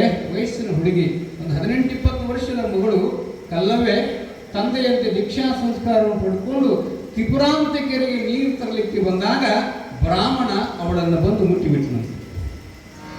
ವಯಸ್ಸಿನ ಹುಡುಗಿ, ಶರಣರ ಮಗಳು, ಬ್ರಾಹ್ಮಣ ಬಂದು ಮುಟ್ಟಿದ ಆ ಕ್ಷಣ ಕಲ್ಲವ್ವಿಗೆ 18 ವರ್ಷದ ಸಂಸ್ಕಾರ ಹೇಗಿತ್ತು ಅಂದ್ರೆ, ಬವಿಯಾಗಿರುವಂಥ ಬ್ರಾಹ್ಮಣ ಈ ಲಿಂಗ ಪೂಜೆಗೆ ತೆಗೆದುಕೊಂಡು ಹೋಗುವ ನೀರನ್ನು ಮುಟ್ಟಿದ ಅಂತ ತಿಳ್ಕೊಂಡು ಆ ಮಣ್ಣಿನ ಕೊಡವನ್ನು ಒಡೆದು ಮನೆಗೆ ಬಂದ್ಬಿಡ್ತಾರೆ. ತಂದೆ, ಯಾಕವ ತಾಯಿ ನೀರು ತರಲಿಲ್ಲ? ಕಲ್ಲಿನಾಥೇಶ್ವರನಿಗೆ ಪೂಜೆಗೆ ಹೋಗುವಂತ ಸಮಯ ಆಗಿದೆ ತಾಯಿ, ನೀರೇ ಆಗ್ತಿರಲಿಲ್ಲ ಅಂತ ಕೇಳಿದಾಗ ಇರು ವಿಷಯವನ್ನು ಹೇಳುತ್ತಾನೆ. ಬ್ರಾಹ್ಮಣ ಬಂದು ನನ್ನ ಮುಟ್ಟಿಬಿಟ್ಟ ಅಪ್ಪ, ಆತ ಬವಿಯಾಗಿದ್ದರಿಂದ ಬವಿ ಮುಟ್ಟಿದ ನೀರು ಲಿಂಗಯ್ಯನಿಗೆ ಯೋಗ್ಯ ಅಲ್ಲ ಅಂತ ತಿಳ್ಕೊಂಡು ಆ ಕೊಡವನ್ನು ಮತ್ತು ನೀರನ್ನು ಅಲ್ಲೇ ಚೆಂದಿ ಬಂದು ಬಿಟ್ಟೆ ಅಂತ ಹೇಳ್ತಾರೆ. ಚಲೋ ಕೆಲಸ ಮಾಡಿದೀವ ಅಂತ ಹಿಂಗಂದ ತಕ್ಷಣ ಅವರೆಲ್ಲ ತಮ್ಮ ಸಮಾಜವನ್ನು ಕರ್ಕೊಂಡು ಬಂದ್ರು ದುಷ್ಟರು. ಎಲ್ಲಿಗೆ? ಕಲ್ಲಯ್ಯನ ಮನೆಗೆ. ಏನೋ ಕಲ್ಲಯ್ಯ, ನಿನ್ನ ಮಗಳು ಬವಿ ಅಂತ ಹೇಳಿ ಬರ್ತಾಳ. ಬವಿಯನ್ನವು ಋಗ್ವೇದ, ಯಜುರ್ವೇದ, ಸಾಮವೇದ, ಅಥರ್ವಣ ಅನ್ನುವಂಥ 4 ವೇದಗಳನ್ನು ಬಲ್ಲಿದಂಥವರು ಪಂಡಿತರು. ನಮ್ಮಂಥವ್ರಿಗೆ ಬವಿ ಅಂತ ಹೇಳಕತ್ತಾಳ ಅಂತಂದಾಗ ಏನಂದಂತ ಕಲ್ಲಯ್ಯ, ಪಂಡಿತ್ರೆ ನಾನಲ್ಲ, ನಮ್ಮ ಮಣಿ ನಾಯಿ ಸಹಿತ ನಿಮ್ಮನ್ನು ಮುಟ್ಟಿದ್ರೆ ನಾ ಜಳಕ ಮಾಡಿಸ್ತೀನಿ ಅಂದ. ಯಾಕ? ಲಿಂಗ. ನನ್ನ ಮಣಿ ನಾಯಿ ಸಹಿತ ನಿಮ್ಮನ್ನು ಮುಟ್ಟಿದ್ರೆ ನನ್ನ ನಾಯಿ ಜಳಕ ಮಾಡಿಸ್ತಕ್ಕಂಥವು ನಾನು. ಅವಳು ಹೇಳಿದ್ದು ಬರಪರಿಯದ ಲಿಂಗವಿಲ್ಲದವರ ನೀರಾಗಲಿ, ಲಿಂಗವಿಲ್ಲದವರ ಮುಖವಾಗಲಿ ನೋಡಿದೀವಿ ಅಂದ್ರೆ ನಾವು ಮರಳಿ ಸ್ನಾನ ಮಾಡ್ತೇವೆ. ಇದು ಬಸವಣ್ಣವರು ಹಾಕಿಕೊಟ್ಟ ಪರಂಪರೆ ಅಂತ ಹೇಳಿದಾಗ ಅವಾಗ ಅವ್ರು ಸಿಟ್ಟು ಬಂದ್ಬಿಡ್ತದೆ. ಬ್ರಾಹ್ಮಣರು, ಏನೋ ನಿಮ್ಮ ಮಣಿ ನಾಯಿ ಮುಟ್ಟಿದ್ರೆ ನೀವು ಹೊಳೆ ಜಳಕ ಮಾಡ್ತೀರಿ, ನಿಮ್ಮ ಮಣಿ ನಾಯಿಗೆ ನಾವು ಹೇಳಿದಂಗೆ ವೇದ ಹೇಳಕ್ ಬರುತ್ತಾರೋ ಅಂತ ಕೇಳ್ತಾರೆ. ಕಲ್ಲಯ್ಯ ಅಂತಾನ, ನೋಡಿ ಪಂಡಿತರೆ, ನಮ್ಮ ನಾಯಿ ಕಡೆಯಿಂದ ವೇದ ಹೇಳಿಸಿದ್ರೆ ನೀವೇನ್ ಮಾಡ್ತೀರಿ ಮುಂದೆ ಅಂತ ಹೇಳ್ತಾರೆ. ನಿಮ್ಮ ಮನೆಯ ನಾಯಿ ಏನಾದರೂ ನಾವು ಹೇಳಿದ ವೇದವನ್ನು ಹೇಳಿದ್ರೆ ನಾನೆಲ್ಲವೂ ನಮ್ಮ ಸಮಾಜವೆಲ್ಲವೂ ನಿನಗೆ ಶರಣಾಗಿ ಬಿಡ್ತೀವಿ ಅಂತ ತಿಳ್ಕೊಂಡವರಂದಾಗ ಯಾವ ವೇದವನ್ನು ಹೇಳಿಸೋದು ಕೇಳ್ರಂತ. ಋಗ್ವೇದಗಳಲ್ಲಿ 6ನೇ ಅಧ್ಯಾಯವನ್ನು ಹೇಳಿಸು ಅಂತ ಹೇಳಿದಾಗ ನೆನಪಿರಲಿ, ಹಾವಿನಾಳದ ಕಲ್ಲಯ್ಯನ ಮಣಿಯ ನಾಯಿ ಬ್ರಾಹ್ಮಣರ ಎದುರುಗಡೆ ಋಗ್ವೇದದ 3ನೇ ಅಧ್ಯಾಯದ ಮಂತ್ರವನ್ನು ಹೇಳುತ್ತದೆ. ಕಲ್ಯಾಣದಲ್ಲಿ ಬ್ರಾಹ್ಮಣರೆಲ್ಲ ಬೆಳಕು ಹೇಳ್ತಾರೆ, ಕಲ್ಲಯ್ಯ ಈ ಸಾಧ್ಯತೆ ಹೇಗೆ ಬಂತಪ್ಪ ನಿನಗೆ ಅಂತ ಕೇಳ್ತಾರೆ. ಮನುಷ್ಯರಲ್ಲ, 4 ಕಾಲಿನ ನಾಯಿ, ಅದು ನಿಮ್ಮ ಮನೆಯ ನಾಯಿ ಋಗ್ವೇದದಲ್ಲಿ ಬರುವ 3ನೇ ಅಧ್ಯಾಯದಲ್ಲಿರುವ ಸಂಪೂರ್ಣ ಮಂತ್ರ ಹೇಳಕತ್ತೈತಲ್ಲ, ವೇದ ಹೇಳಕತ್ತೈತಲ್ಲ, ಇದು ಹೆಂಗ ಸಾಧ್ಯ ಅಂತ ಕೇಳಿದ್ರೆ ಕಲ್ಲಯ್ಯ ಹೇಳ್ತಾನ, ನೋಡು, ಯೋಗ್ಯ ಗುರುವಿನಿಂದ ಲಿಂಗ ದೀಕ್ಷೆಯನ್ನು ತೆಗೆದುಕೊಂಡ ನಾನು ನಿತ್ಯದಲ್ಲೂ ಪಾದೋದಕ ಪ್ರಸಾದವನ್ನು ಸ್ವೀಕಾರ ಮಾಡುವಾಗ ಅದರ ಅನುಕರಣೆಯನ್ನು ಮಾಡಿದಂಥ ಈ ನಾಯಿಗೆ ಅಂತ ಶಕ್ತಿ ಬಂದದ ಅಂತ ಹೇಳಿದಾಗ ಇಡೀ ಬ್ರಾಹ್ಮಣರೆಲ್ಲ ಅವರು ಕಲ್ಲಯ್ಯನಿಗೆ ಶರಣಾಗತರಾಗುವಂಥ ಪ್ರಸಂಗ ಬರುತ್ತದೆ. ಅಂದ್ರೆ ಬಸವಣ್ಣನ ಕಲ್ಯಾಣ ಹಂಗಿತ್ತು ಯವ್ವ. ಅಂತ ಕಲ್ಯಾಣಕ್ಕೆ ನಮ್ಮ ಚರಿತ್ರ ನಾಯಕರಾದ ಮಾಂತ ಸ್ವಾಮಿಗಳವರು ಬರ್ತಾರೆ. ಅಲ್ಲಿ ಬಡ ದಂಪತಿಗಳು, ಬಹಳ ಬಡವರು, ಕೂಡ ಪರಮಾತ್ಮನ ಪರೀಕ್ಷೆ ಹೆಂಗೆ ಆಗ್ತದೆ ಗೊತ್ತಾಗೋದಿಲ್ಲ. ಆ ಬಡ ದಂಪತಿಗಳ ಮನೆಗೆ ಅವರು ಇವತ್ತಿನ ಹೆಂಗ ನಾಳಿಂದ ಹೆಂಗ ಊಟದಂತ ವಿಚಾರ ಮಾಡ್ತಕ್ಕಂಥವ್ರು. ಅಂಥವ್ರ ಮನೆಗೆ ಮಹಂತ ಸ್ವಾಮಿಗಳು ಬರ್ತಾರೆ. ಇವತ್ತು ಯವ್ವ ಅಂದರು 6 ರೊಟ್ಟಿ ಮಾಡಿದ್ರು ಮನ್ಯಾಗ. ಗಂಡ, ಹೆಂಡತಿ, ಮಗ ಅವರೋ ಇದ್ರು, ಮುದುಕಿತ್ತು ಮನ್ಯಾಗ. 6 ರೊಟ್ಟಿ ಮಾಡ್ಕೊಂಡು ಇನ್ನೇನು ಉಡಬೇಕಂತ ವಿಚಾರ ಮಾಡಕತ್ತಿದ್ರು. ಮಹಂತ ಸ್ವಾಮಿಗಳು ಅವರ ಮನೆಗೆ ಬರ್ತಾರೆ. ಕಲ್ಯಾಣದಲ್ಲಿ ನಡೆದ ಘಟನೆ ಇದು. ಅವಾಗ ಸ್ನಾನಕ್ಕೆ ವ್ಯವಸ್ಥೆ ಮಾಡಿದ್ರು, ಪೂಜೆ ಆಯಿತು. ಯವ್ವ ಏನು ಮಾಡಿ? ಯಪ್ಪ ರೊಟ್ಟಿ ಮಾಡಿ. ಹೌದಾ, ತೊಗೊಂಬಾರ್ವಾ? 2 ತಂದು ನೀಡಿದ್ರು, 2 ಉಂಡ್ರು. 2 ತಂದು ನೀಡಿದ್ರು, 2 ಉಂಡ್ರು. 2 ರೊಟ್ಟಿ ಇದ್ವಲ್ಲ, ಅವ್ರ ಮನೆಯಾಗ ಮುದುಕಿತ್ತು, ಬೆರಿಕಿತ್ತು. ಅದು ಅದೇನು ಮಾಡ್ತೆ ಅಂದ್ರೆ, ನನ್ನ ಸೊಸಿ ಆ 2 ಆ ಮುದುಕ ಅಜ್ಜಗೆ ನೀಡಿ ಬಿಡ್ತಾಳೆ ಅಂದಾಕಿನ ಆ ಕೆಳಸಾಗಿ 2 ರೊಟ್ಟಿ ತಾತೇನು ಬಿಡುತ್ತದೆ ಮುದುಕಿ.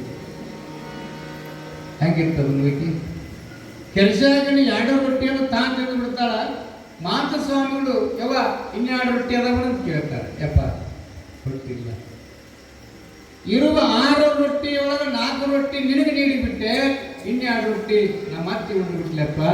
ಎಂಥ ಪರೀಕ್ಷೆ ಬಂದಿರು ಅಂದಾಗ ಅವಾಗ ಪಾದೋದಕ ಕೊಟ್ಟಿದ್ರಲ್ಲ, ತಾಯಿ ಪಾದೋದಕ ಐತನು? ಐತಪ್ಪ, ಒಳಗೆ ಹೋಗು. ಒಳಗೆ ಹೋಗಿ ಒಂದು ತುಣುಕು ರೊಟ್ಟಿ ಒಗಿತ್ತಂತ ಗೆಲ್ಸ್ಯಾಗ ಆ ಪಾದೋದಕ ಸಿಂಪಡಿಸವ, ಇನ್ನು ಮೇಲೆ ನಿಮಗೆ ಅನ್ನದ ಕೊರತೆ ಆಗುವುದಿಲ್ಲ ಅಂತ ತಿಳ್ಕೊಂಡು ಆಶೀರ್ವಾದ ಮಾಡಿದಾಗ ಆ ಗುರು ಲಿಂಗ ಜಂಗಮ ಪಾದೋದಕವನ್ನು ತೆಗೆದುಕೊಂಡು ಹೋಗಿ ಆ ತುಣುಕು ರೊಟ್ಟಿ ಮೇಲೆ ಸಿಂಪಡಿಸಿದಾಗ ಅವರ ಮನೆಯೊಳಗ ಅನ್ನ ಅಕ್ಷರ ಅರಿವು ಹೆಚ್ಚಿಗೆ ಆಯಿತು ಅಂತ ಪ್ರಸಂಗ ಬರುತ್ತದೆ. 25 ವರ್ಷಗಳ ಹಿಂದೆ ಮೌನ ಮಲ್ಲಿಕಾರ್ಜುನ ಮಹಾಸ್ವಾಮಿಗಳವರು ಶಲವಡಿಯ ಮಾಣಪ್ಪ ಬಡಿಗರವರ ಮನೆಗೆ ಬಂದಿದ್ದರು. ನಾನು ನಿನ್ನೆ ಹೇಳಿನಿ ನಿಮಗೆ ಏನಂತ, ಮಾಂತದ್ದವರು ಪುರಾಣಕ್ಕೂ ಮುಳುಗುಂದದ ಮಾಂತದ್ದವರು ಪುರಾಣಕ್ಕೂ ಮಮದಾಪುರದ ಮೌನ ಮಲ್ಲಿಕಾರ್ಜುನಪ್ಪಂಗಳವರ ಪುರಾಣಕ್ಕೂ ವ್ಯತ್ಯಾಸ ಇಲ್ಲ. ಇಲ್ಲಿ ಬಸವ ಕಲ್ಯಾಣದಲ್ಲಿರುವ ಬಡವರ ಮನೆಗೆ ಆಶೀರ್ವಾದ ಮಾಡಿ ಅನ್ನಕ್ಕೆ ಕೊರತೆ ಆಗಬಾರ್ದಂತ ಪಾದೋತ ಕೊಟ್ಟು ಹೋದ್ರು. 30 ವರ್ಷಗಳ ಹಿಂದೆ ಮೊದಲ ಬಾರಿಗೆ ಮಾಣಪ್ಪ ಬಡಿಗೆ ಶಲವಡಿ ಅವ್ರ ಮನೆಗೆ ಅಜ್ಜವ್ರು ಬಂದಿದ್ರು. ಎದಕ್ಕೆ ಬಂದಿದ್ರು ಅಂದ್ರೆ, ಯಂತ್ರದ ಮೂಲಕವಾಗಿ ಪೂಜಾ ಸಮಯದಲ್ಲಿ ಮುಡಿಯುವ ಗಂಟೆಯನ್ನು ಮಾಡ್ತಿದ್ರು ಅವರು.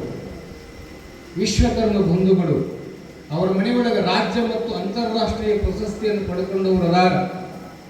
ಮೊದಲ ಬಾರಿಗೆ ಅವ್ರ ಮನೆಗೆ ಬಂದಾರಂತನ ನಾವಿಲ್ಲಿಗೆ ಬಂದೇವೆ. ಅವ್ರನ್ನು ನೆನೆಸ್ಬೇಕಲ್ಲ, ಅವ್ರಿಗೆ ಜೋರಾಗಿ ಚಪ್ಪಾಳೆ ಸಲ್ಲಿಸ್ಬೇಕು. ಮಾಣಪ್ಪ ಬಡಿಗೇರ ಗುರು ಬರಬೇಕಾದ್ರೆ ಹಂಗ ಬರೋದಿಲ್ಲ, ಸ್ವಚ್ಛಿದ್ದ ಜಾಗದಾಗ ಹಂಗೆ ಹೋಗಿ ನಿಂದಿರ್ಬೇಕಂತ ಮನಸ್ಸಾಗತ್ತಲ್ಲ. ಹಂಗ ಆತನ ಅಂತರಂಗವನ್ನು ಅರ್ಥ ಮಾಡಿಕೊಂಡ ಶಿವಗಿ ಗಡವರು ಒಂದು ಮಧ್ಯಾಹ್ನದ ಸಮಯಕ್ಕೆ ಮಾಣಪ್ಪ ಬಡಿಗರರ ಮನೆಗೆ ಬರ್ತಾರೆ. ಬಂದು ಆ ಗಂಟೆಯನ್ನು ತೆಗೆದುಕೊಂಡು ಹೋಗ್ತಾರೆ. ಮತ್ತೊಮ್ಮೆ ಬಂದಾಗ ಅವ್ರ ಮನೆಯೊಳಗೆ ಪೂಜೆ ಆಗ್ತದೆ.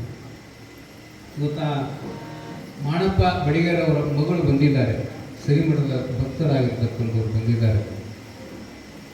ಅಜ್ಜವ್ರು ಬಂದಾರ ಅಂತ ತಿಳ್ಕೊಂಡು ಆ ಮಾಣಪ್ಪ ಬಡಿಗರವರ ಕುಟುಂಬ, ತಾಯಿ ಇಲ್ಲೇ ಅವಳು ಬಂದಾಳ ಅವ್ವ, ಅಜ್ಜವ್ರು ಬಂದಾರ ಅಂತ ತಿಳ್ಕೊಂಡು ಮಂಜಣ್ಣ, ಶ್ರೀಶೈಲನ್ನ, ಅಜ್ಜವರು ಮತ್ತು ಈರಪ್ಪಣ್ಣ ಇರಬೇಕು, 4 ಮಂದಿ ಇದ್ದರು. 4 ಮಂದಿಗೆ ಇಟ್ಬಿಟ್ಟು ಪ್ರಸಾದ ಅಂತ ತಿಳ್ಕೊಂಡು ಒಂದಿಷ್ಟೇ ಚಿಕ್ಕದಾದ ಪಾತ್ರೆ ಒಳಗೆ ಒಂದಿಷ್ಟು ಅನ್ನ ಮಾಡ್ಯಾಳ, ಒಂದಿಷ್ಟು ಸಾರು ಮಾಡ್ಯಾಳ, ಒಂದಿಷ್ಟು ಪಲ್ಯ ಮಾಡ್ಯಾಳ. ಅವ್ರಿಗೆ ಆಗುವಷ್ಟೇ ರೊಟ್ಟಿ ಮಾಡಿ ಯಪ್ಪ ಪ್ರಸಾದಕ್ಕೆ ವ್ಯವಸ್ಥೆ ಮಾಡಿರಂತ ಅವ್ವ ಅಂದು. ಅಜ್ಜವರು ಏನಂದ್ರಂತ, ಅವ್ರ ಮನೆಗೆ ಅಜ್ಜವ್ರು ಬಂದಾರ. ಇವತ್ತಿಗೂ ಸಹಿತ ಮಮದಾಪುರ ಅಜ್ಜವ್ರು ಶರಡಿ ಮಾಣಪ್ಪ ಬಿಡಿಗೇರ ಮನೆಗೆ ಬಂದಾರ. ಸುದ್ದಿ ಬರೀ ಕಾರ್ ಗಾಡಿ ಬಂದೈತೆ ಅಂತ ಗೊತ್ತಾದ್ರೆ ಯಾರ್ಯಾರು ನೋಡ್ತಾರೆ, ನೋಡಿದವ್ರು ಹೋಗಿ ಹೇಳ್ತಾರೆ, ಅವರೆಲ್ಲರೂ ಬರ್ತಾರೆ. ಎದಕ್ಕೆ ದರ್ಶನಕ್ಕೆ ಬರ್ತಾರೆ. ಅವರನ್ನು ನೋಡುವುದೇ ಒಂದು ಭಾಗ್ಯ ಅಂತ ಬರ್ತಾರೆ.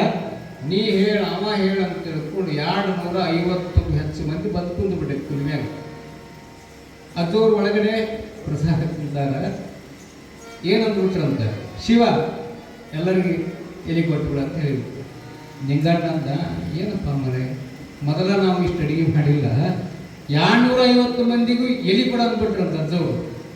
ಮಾಡಿದ್ದು ಪಾತ್ರೆ ಸಣ್ಣದವ, ಆದ್ರೆ ಹೃದಯದ ಪಾತ್ರೆ ಏನೈತಲ್ಲ ಭಾಳ ದೊಡ್ಡದವ. ತಾಯಿಯು ಪಾತ್ರೆ ಸಣ್ಣದ, ಅಡಿಗೆ ಮಾಡಿದ ಪಾತ್ರೆ ಸಣ್ಣದೈತ್ರಿ, ಆದ್ರೆ ನೀಡುವಂಥ ಹೃದಯದ ಪಾತ್ರೆ ಏನೈತಲ್ಲ ಭಾಳ ದೊಡ್ಡದಿತ್ತು ಆ ಮನೆಗೆ. ಇವತ್ತಿಗೂ 1000 ಮಂದಿ ಉಂಟದ. ಎಲೆ ಕೊಡುವಂದ್ರು. ನಿಂಗಣ್ಣ ಏನು ಮಾಡಿದ, ಗಾಡಿ ಕೊಟ್ಟು ಕಳಿಸಿದ, ಎಲೆ ತಗೊಂಡು ಬಾ. ಎಷ್ಟು ಮಂದಿ ಆದ್ರು? 10 ಬಂದಾರ, ನಾವು ಬಂದಾರ.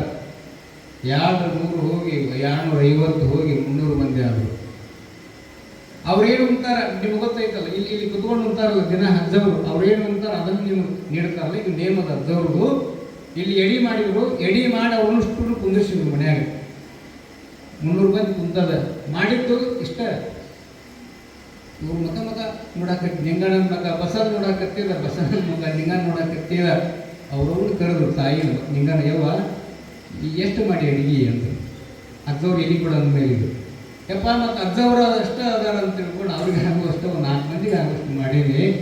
ಏನಪ್ಪ ಇದು ಪರೀಕ್ಷೆ ನನ್ನ ಮನೆಯೊಳಗೆ ಹೆಂಗಾಗತ್ತೆ ಹಂಗೆ ಮಾಡಿ ಪರಮಾತ್ಮ ಅಂದಾಗ ಅಜ್ಜವ್ರು ಏನು ಮಾಡಿಬಿಟ್ರಂದ್ರೆ ಅಡಿಗೆ ಮಾಡಿದ ಪಾತ್ರೆಯನ್ನು ಬಾಯಿ ತೆಗೆದು ಅದಕ್ಕೆ ವಿಭೂತಿ ಪಟ್ಟವನ್ನು ಬಡಿತಾರೆ. ಒಲೆಯಾಗಿ ಬುಗಿ ಹಚ್ತಿದ್ರಾಗತ್ತ ಎಂದು ಇಳಿದ ತಕ್ಷಣ ವಿಭೂತಿ ಪಟ್ಟವನ್ನು ಬಡಿದು ಯಾವ ಶಿವಯೋಗೀಶ್ವರರಾಗಿರುವಂಥ ಮೌನ ಮಲ್ಲಿಕಾರ್ಜುನ ಅಪ್ಪಂಗಳವರ ಪಾದೋದಕವನ್ನು ಸಿಂಪಡಿಸುವಂತ ತಾಯಿಗೆ ಹೇಳಿದರು. ಹ್ಞೂ ಯಪ್ಪ ಅಂದಕ್ಕೆ ಆ ಪಾದೋದಕ ತಗೊಂಡು 4 ಪಾತ್ರೆಗಳಿಗೆ ಅನ್ನ, ಪಲ್ಯ, ಸಾರು, ರೊಟ್ಟಿ ಪಾತ್ರೆ ಇದ್ವಲ್ಲ ಅದಕ್ಕೆ ಸಿಂಪಡಿಸಿ ಶಿವ ಎಲ್ಲರಿಗೂ ಮುಟ್ಲಿ ಅಂದರು. ಮೊದಲು ಅನ್ನ ಎಡಿ ಮಾಡಬೇಕಲ್ಲ, ನೇಮ ಐತೆ ಅಜ್ಜವ್ರು. ಎಲ್ಲರಿಗೂ ಅಜ್ಜರಿಗೆ ಅನ್ನ ಎಡಿ ಮಾಡಿ ಉಷ್ಟನ್ನು ಕುಂದಿಸಿದ್ರು. ಏನಾಗುತ್ತಪ್ಪ ಮರ ಇಷ್ಟ ಪಾತ್ರೆಗಳಿಗೆ ಹೆಂಗಾಗುತ್ತೆ ಅಂತ ವಿಚಾರ ಮಾಡಕತ್ಯಾರ. ಅವ್ರು ಯಾರು ಮನೆಯ ಮಕ್ಕಳೆಲ್ಲ ವಿಚಾರ ಮಾಡಕತ್ಯಾರ. ನೋಡಿ ಶಿವಯೋಗಿಯ ತಪಸ್ಸಿನ ಶಕ್ತಿ ಹೆಂಗಿರ್ತೈತೆ ಅಂತಂದ್ರೆ ಅಷ್ಟೇ ಪಾತ್ರೆ ಒಳಗೆ 300 ಜನ ಉಂಡು ಇನ್ನೂ ಉಳಿದಿತ್ತು ಅನ್ನುವಂಥ ಪ್ರಸಂಗ ಈ ಸದ್ಯ ನಡೆದಾಗದು. ಯಾವುದರಿಂದ ಗಣಿಪದು ಅಂದರೆ ನಂಬೆಲೆ ಮನವೇ ಹಂಬಲಸಿದರು ಸಾಂಬನುಳಿಮಿಗೆ ನಂಬಿಕೆಯ ಕಾರಣ. ಅವರು ನಂಬಿದರು. ಇವತ್ತು ಸಹಿತ ಅವರ ಕೃಪಾಶೀರ್ವಾದದಿಂದ ಮಕ್ಕಳು, ಮೊಮ್ಮಕ್ಕಳು, ಮನೆ, ಸೀಮೆ, ಪ್ರಶಸ್ತಿ, ಪದವಿ ಆರಾಮಾಗಿದೆ ಅಂತ ಅವರು ಯಾಕೆ ಹೇಳ್ತಾರೆ ಅಂದ್ರೆ ಒಲಿದು ಪಾದವನ್ನಿಟ್ಟಿರುವಂಥ ಜಲವೇ ಪುಣ್ಯತೀರ್ಥ ಹೆಂಗಾಗುತ್ತಲ್ಲ ಹಂಗೆ ಗುರುಗಳ ಆಶೀರ್ವಾದದಿಂದ ಕಲ್ಯಾಣದಲ್ಲಿರುವ ದಂಪತಿಗಳು ಹೆಂಗೆ ಸಿರಿವಂತರಾದರೋ ಹಂಗೆ ಮೌನ ಮಲ್ಲಿಕಾರ್ಜುನ ಅಪ್ಪಂಗಳವರಿಂದ ಆ ಕುಟುಂಬವೂ ಸಹಿತ ಇವತ್ತಿಗೆ ಈ ಮಠದೊಂದಿಗೆ ಅದ್ಭುತವಾದ ಭಕ್ತಿ ಸಂಪರ್ಕದಿಂದ ಅದಾರ. ಇಲ್ಲಿ ಮಾಡಿರುವಂಥ ಶಿಲಾ ವಿನ್ಯಾಸವನ್ನು ನೋಡಿದರೆ ಮಠದೊಂದಿಗೆ ಅವರು ನಡೆದುಕೊಂಡ ಭಕ್ತ ಶಿಷ್ಯ ಪರಂಪರೆ ಅಮೋಘವಾಗಿರುವಂಥದ್ದು. ಒಂದು ಗೀತೆಯನ್ನು ಗವಾಯಿಗಳು ಹಾಡುತ್ತಾರೆ. ಮತ್ತೆ ಮುಂದಿನ ಪುರಾಣದಲ್ಲಿ ನಾವು ನೀವೆಲ್ಲರೂ ಕೂಡ ಪ್ರವೇಶವನ್ನು ಪಡೆದುಕೊಳ್ಳೋಣ ಅನ್ನುವಂಥ ಮಾತನ್ನು ತಿಳಿಸ್ತಾ ಗವಾಯಿಗಳು ತಮ್ಮ ಸಂಗೀತವನ್ನು ಪ್ರಾರಂಭಿಸಬೇಕು.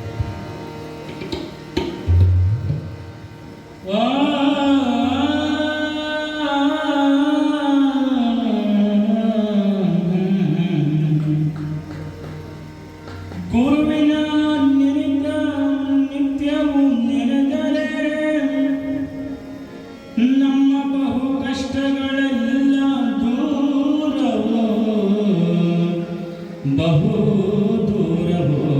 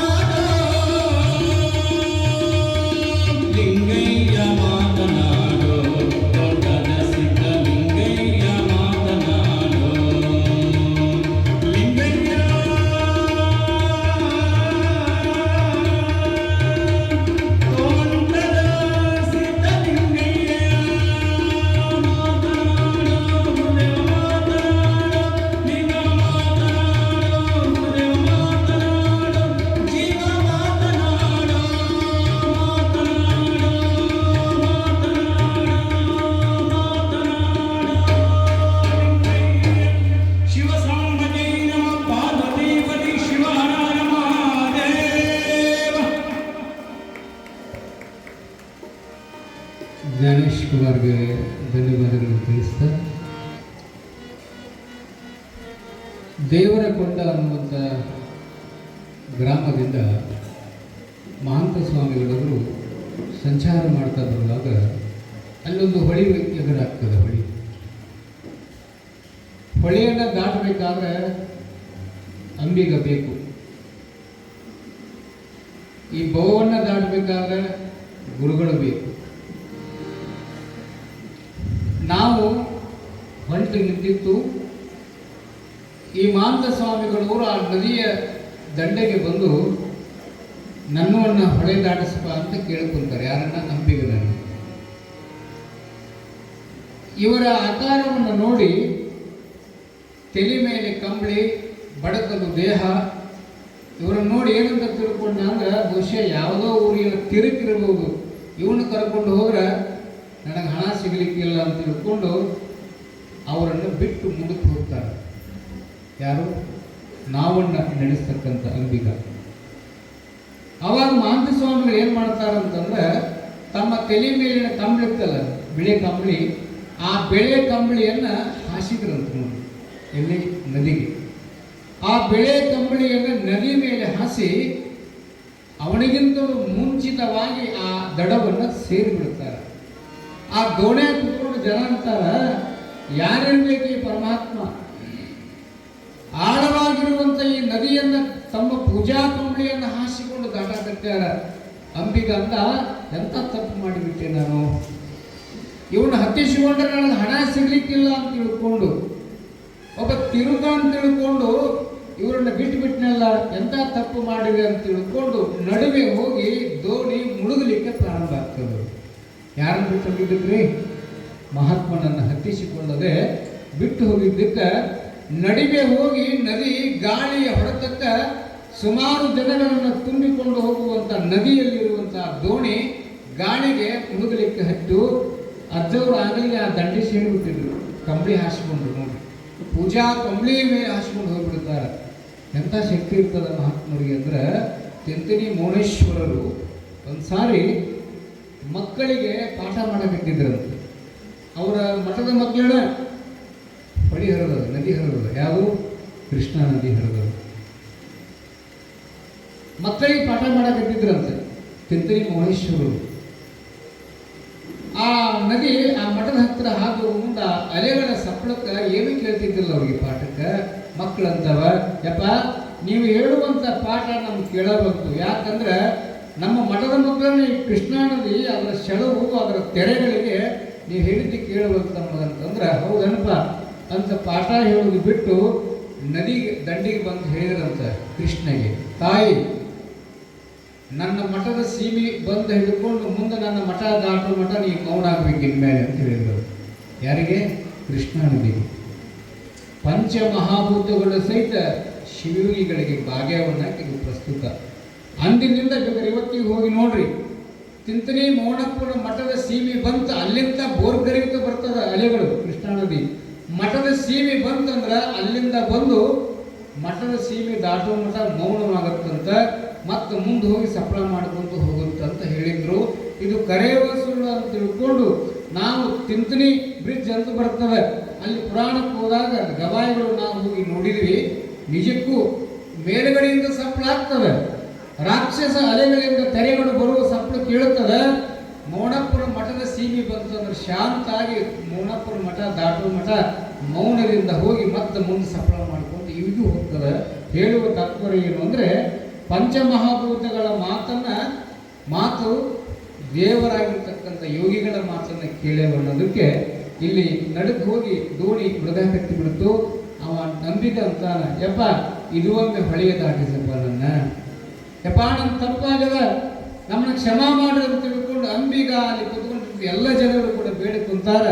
ಗುರು ಯಾವತ್ತೂ ಕ್ಷಮಾಗುಣ ಇರ್ತಾನಲ್ಲ, ಮತ್ತ ಅಲ್ಲೇ ದಂಡಿ ಮೇಲೆ ಕುತ್ಕೊಂಡ ಆಶೀರ್ವಾದವನ್ನು ಮಾಡಿದರೆ ಮುಳುಗುವಂಥ ನದಿ ಸುರಕ್ಷಿತವಾಗಿ ದಡವನ್ನು ಸೇರಿ ಪ್ರಾಣಿಗಳು ಬದುಕ್ತಾರೆ. ಬಂದವರೆಲ್ಲರೂ ಕೂಡ ಗುರುಗಳ ಪಾದಕ್ಕೆ ನಮಸ್ಕಾರ ಮಾಡಿ, ಯಪ್ಪ ನಮ್ಮ ತಪ್ಪಾಗಿದೆ, ನಾನೊಬ್ಬ ತಿರುಗಳಂತೆ ಕಂಡ್ರಿ, ನಿಮ್ಮಿಂದ ಹಣ ಸಿಗಲಿಕ್ಕಿಲ್ಲ ಅನ್ನುವಂಥ ಆಸೆಯಿಂದ ದುರಾಸೆಯಿಂದ ನಿಮ್ಮನ್ನು ಬಿಟ್ಟು ಹೋಗಿಪ್ಪ, ನಮ್ಮನ್ನು ಕ್ಷಮಾ ಮಾಡುವಂದಾಗ ಹೇಳಿದ್ರಂತ ಗುರುಗಳು, ಹುಚ್ಚ, ದುಡಿಮೆ ಕೇವಲ ಸ್ವಂತಕ್ಕಾಗಬಾರ್ದಪ್ಪ, ಅದು ಸಮಾಜಕ್ಕಾಗಿ ನಿನ್ನ ದುಡಿಮೆ ಇರ್ಬೇಕಂತ ಹೇಳ್ತಾರೆ. ಸ್ವಂತಕ್ಕೆ ದುಡ್ಕೊಂಡಿ ಅಂದ್ರೆ, ಸಮಾಜಕ್ಕೆ ಬಳಸಲಿಲ್ಲ ಅಂತಂದ್ರೆ ಅದು ನಿನಗೆ ಸ್ವಂತಕ್ಕಂಥದ್ದಾಗೋದಿಲ್ಲ. ₹1 ದುಡಿದಿ ಅಂದ್ರೆ 4 ತೆಗೆದಿಡಬೇಕಂತ ಹೇಳ್ತಾರೆ ಮಾನಸ್ವಾಮಿಗಳು. ₹1 ದುಡಿದ್ವಿ ಒಂದು ದಿನಕ್ಕೆ ಅಂದರೆ 4 ಆದರೂ ಕೂಡ ಇಂಥ ಪುಣ್ಯ ಕಾರ್ಯಕ್ಕೆ ಬಳಸ್ಬೇಕು. ನೋಡ್ರಿ, ದಿನ ಒಬ್ಬರು ದಾಸೋಹ ಮಾಡಾಕತ್ತಾರೆ, ಹೌದು. ಇವತ್ತು ಯಾರು ದಾಸೋಹ ಮಾಡ್ಯಾರ್ರಿ? ಶರಣರು. ಅವ್ರಿಗೆ ಜೋರಾಗಿ ಚಪ್ಪಾಳಿ ಸಲ್ಲಿಸಿದ್ರು. ಯಾಕೆ? ಪುಣ್ಯ ಈಗ ಎಲ್ಲಿ ಮಠಕ್ಕೆ ಆಯ್ತೈತಿ ಅಂತಂದ್ರೆ, ಗೌರಿಶಂಕರ ಶಿವಾಚಾರ ಮಹಾಸ್ವಾಮಿಗಳಂತಕ್ಕಂಥ ತಪಸ್ವಿಗಳು ಇಂಥ ಒಂದು ಮಠದಲ್ಲಿ ಪ್ರವಚನ ಮಾಡ್ತಿದ್ರಂತೆ ಗುರುಗಳು. ಆ ಮಾಡುವಂಥ ಸಂದರ್ಭದಲ್ಲಿ ಒಂದು ವಿಷಯ ಏನು ಬಂತು ಅಂತಂದ್ರೆ, ಪಾಪ ಪುಣ್ಯದ ಬಗ್ಗೆ ಹೇಳಿದರು ಅವರು ಅಜ್ಜವರು. ಆ ಪಾಪ ಪುಣ್ಯದ ಬಗ್ಗೆ ಕೇಳಿದಂಥ ಒಂದು 8 ವರ್ಷದ ಹುಡುಗರಿಗೆ ಹೆಂಗಿರ್ತದ ಪಾಪ ಕೇಳಬೇಕಲ್ಲ. ಪಾಪ ಪುಣ್ಯ ಅಂದ್ರೆ ಏನು ಅಂತ ಅರ್ಥವನ್ನ ತಿಳ್ಕೊಳ್ಳಾಕ ಪುರಾಣಕ್ಕೆ ಬಂದವರು ಎಲ್ಲರನ್ನೂ ಕೇಳಿದ, ಯಾರಿಗೂ ಉತ್ತರ ಸಿಗಲಿಲ್ಲ. ಬೇರೆ ಊರಿಗೆ ಹೊಂಟಂತ ಅದು ಕೇಳಾಕ ಹುಡುಗ, ಪಾಪ ಅಂದ್ರೆ ಹೆಂಗಿರ್ತದ್ರಿ, ಪುಣ್ಯ ಅಂದ್ರೆ ಹೆಂಗಿರ್ತದ, ಇದನ್ನು ಕೇಳಿಕೊಂಡ ಬರಬೇಕಂತ ಹೊರಟ ದೂರ ಹೊರಟ ಒಂದು ಕಾಡನ್ನು ಸೇರಿದ. ದಾರಿಯ ಮಧ್ಯದಲ್ಲಿ ದಾರಿಯ ಮಾರ್ಗ ಮಧ್ಯದಲ್ಲಿ ಒಂದು ಅರಣ್ಯದಲ್ಲಿ ಗುಡಿಸಲು ಕತ್ಲಾಯಿತು. ಆ ಗುಡಿಸಲದೊಳಗೆ ವಯಸ್ಸಾಗಿರುವ ದಂಪತಿಗಳು ಇಬ್ಬರೇ ಇದ್ರು, ಮಕ್ಕಳಿದ್ದಿದ್ದಿಲ್ಲ ಅವರಿಗೆ. ಇಬ್ಬರೇ ಇದ್ರು. ಸಂಜೆ ಮುಂದೆ ಮುದುಕಿ ದೇವರು ಒಂದು ದೀಪ ಹಚ್ಚಿ ಒಲಿ ಹಚ್ಚಿ ರೊಟ್ಟಿ ಮಾಡಾಕತ್ತಿದ್ಲು. ಗಂಡ ದೀಪ ಇದ್ರಲ್ಲ, ಗಂಡ 2 ರೊಟ್ಟಿ ಮಾಡಿದ್ಲು, ತನಗೆ 2 ರೊಟ್ಟಿ ಮಾಡ್ಕೊಂಡಿದ್ಲು. ಈ ಹುಡುಗ 8 ವರ್ಷದ ಬಾಲಕನಾಗಿರ್ತಕ್ಕಂಥವ್ರು ಪಾಪ ಪುಣ್ಯ ತಿಳ್ಕೊಳ್ಳಾಕ ಊರು ಬಿಟ್ಟು ಕೇಳಾಕ ಹೋಗಿದ್ನಲ್ಲ, ಕತ್ಲಾಗತ್ತಂತ ಗುಡಿಸಲು ಮುಂದೆ ನಿಂತ. ಅಜ್ಜ ಭಾಳ ತುರ ಇದ್ದವ. ತಮ್ಮ ಯಾರೋ ನೀನು ಅಂದ. ನಾನು ಇಂಥ ಊರತ್ತ ಹಿಂಗೆ ಹೊಂಟೇನಿ. ಹೌದೇನು?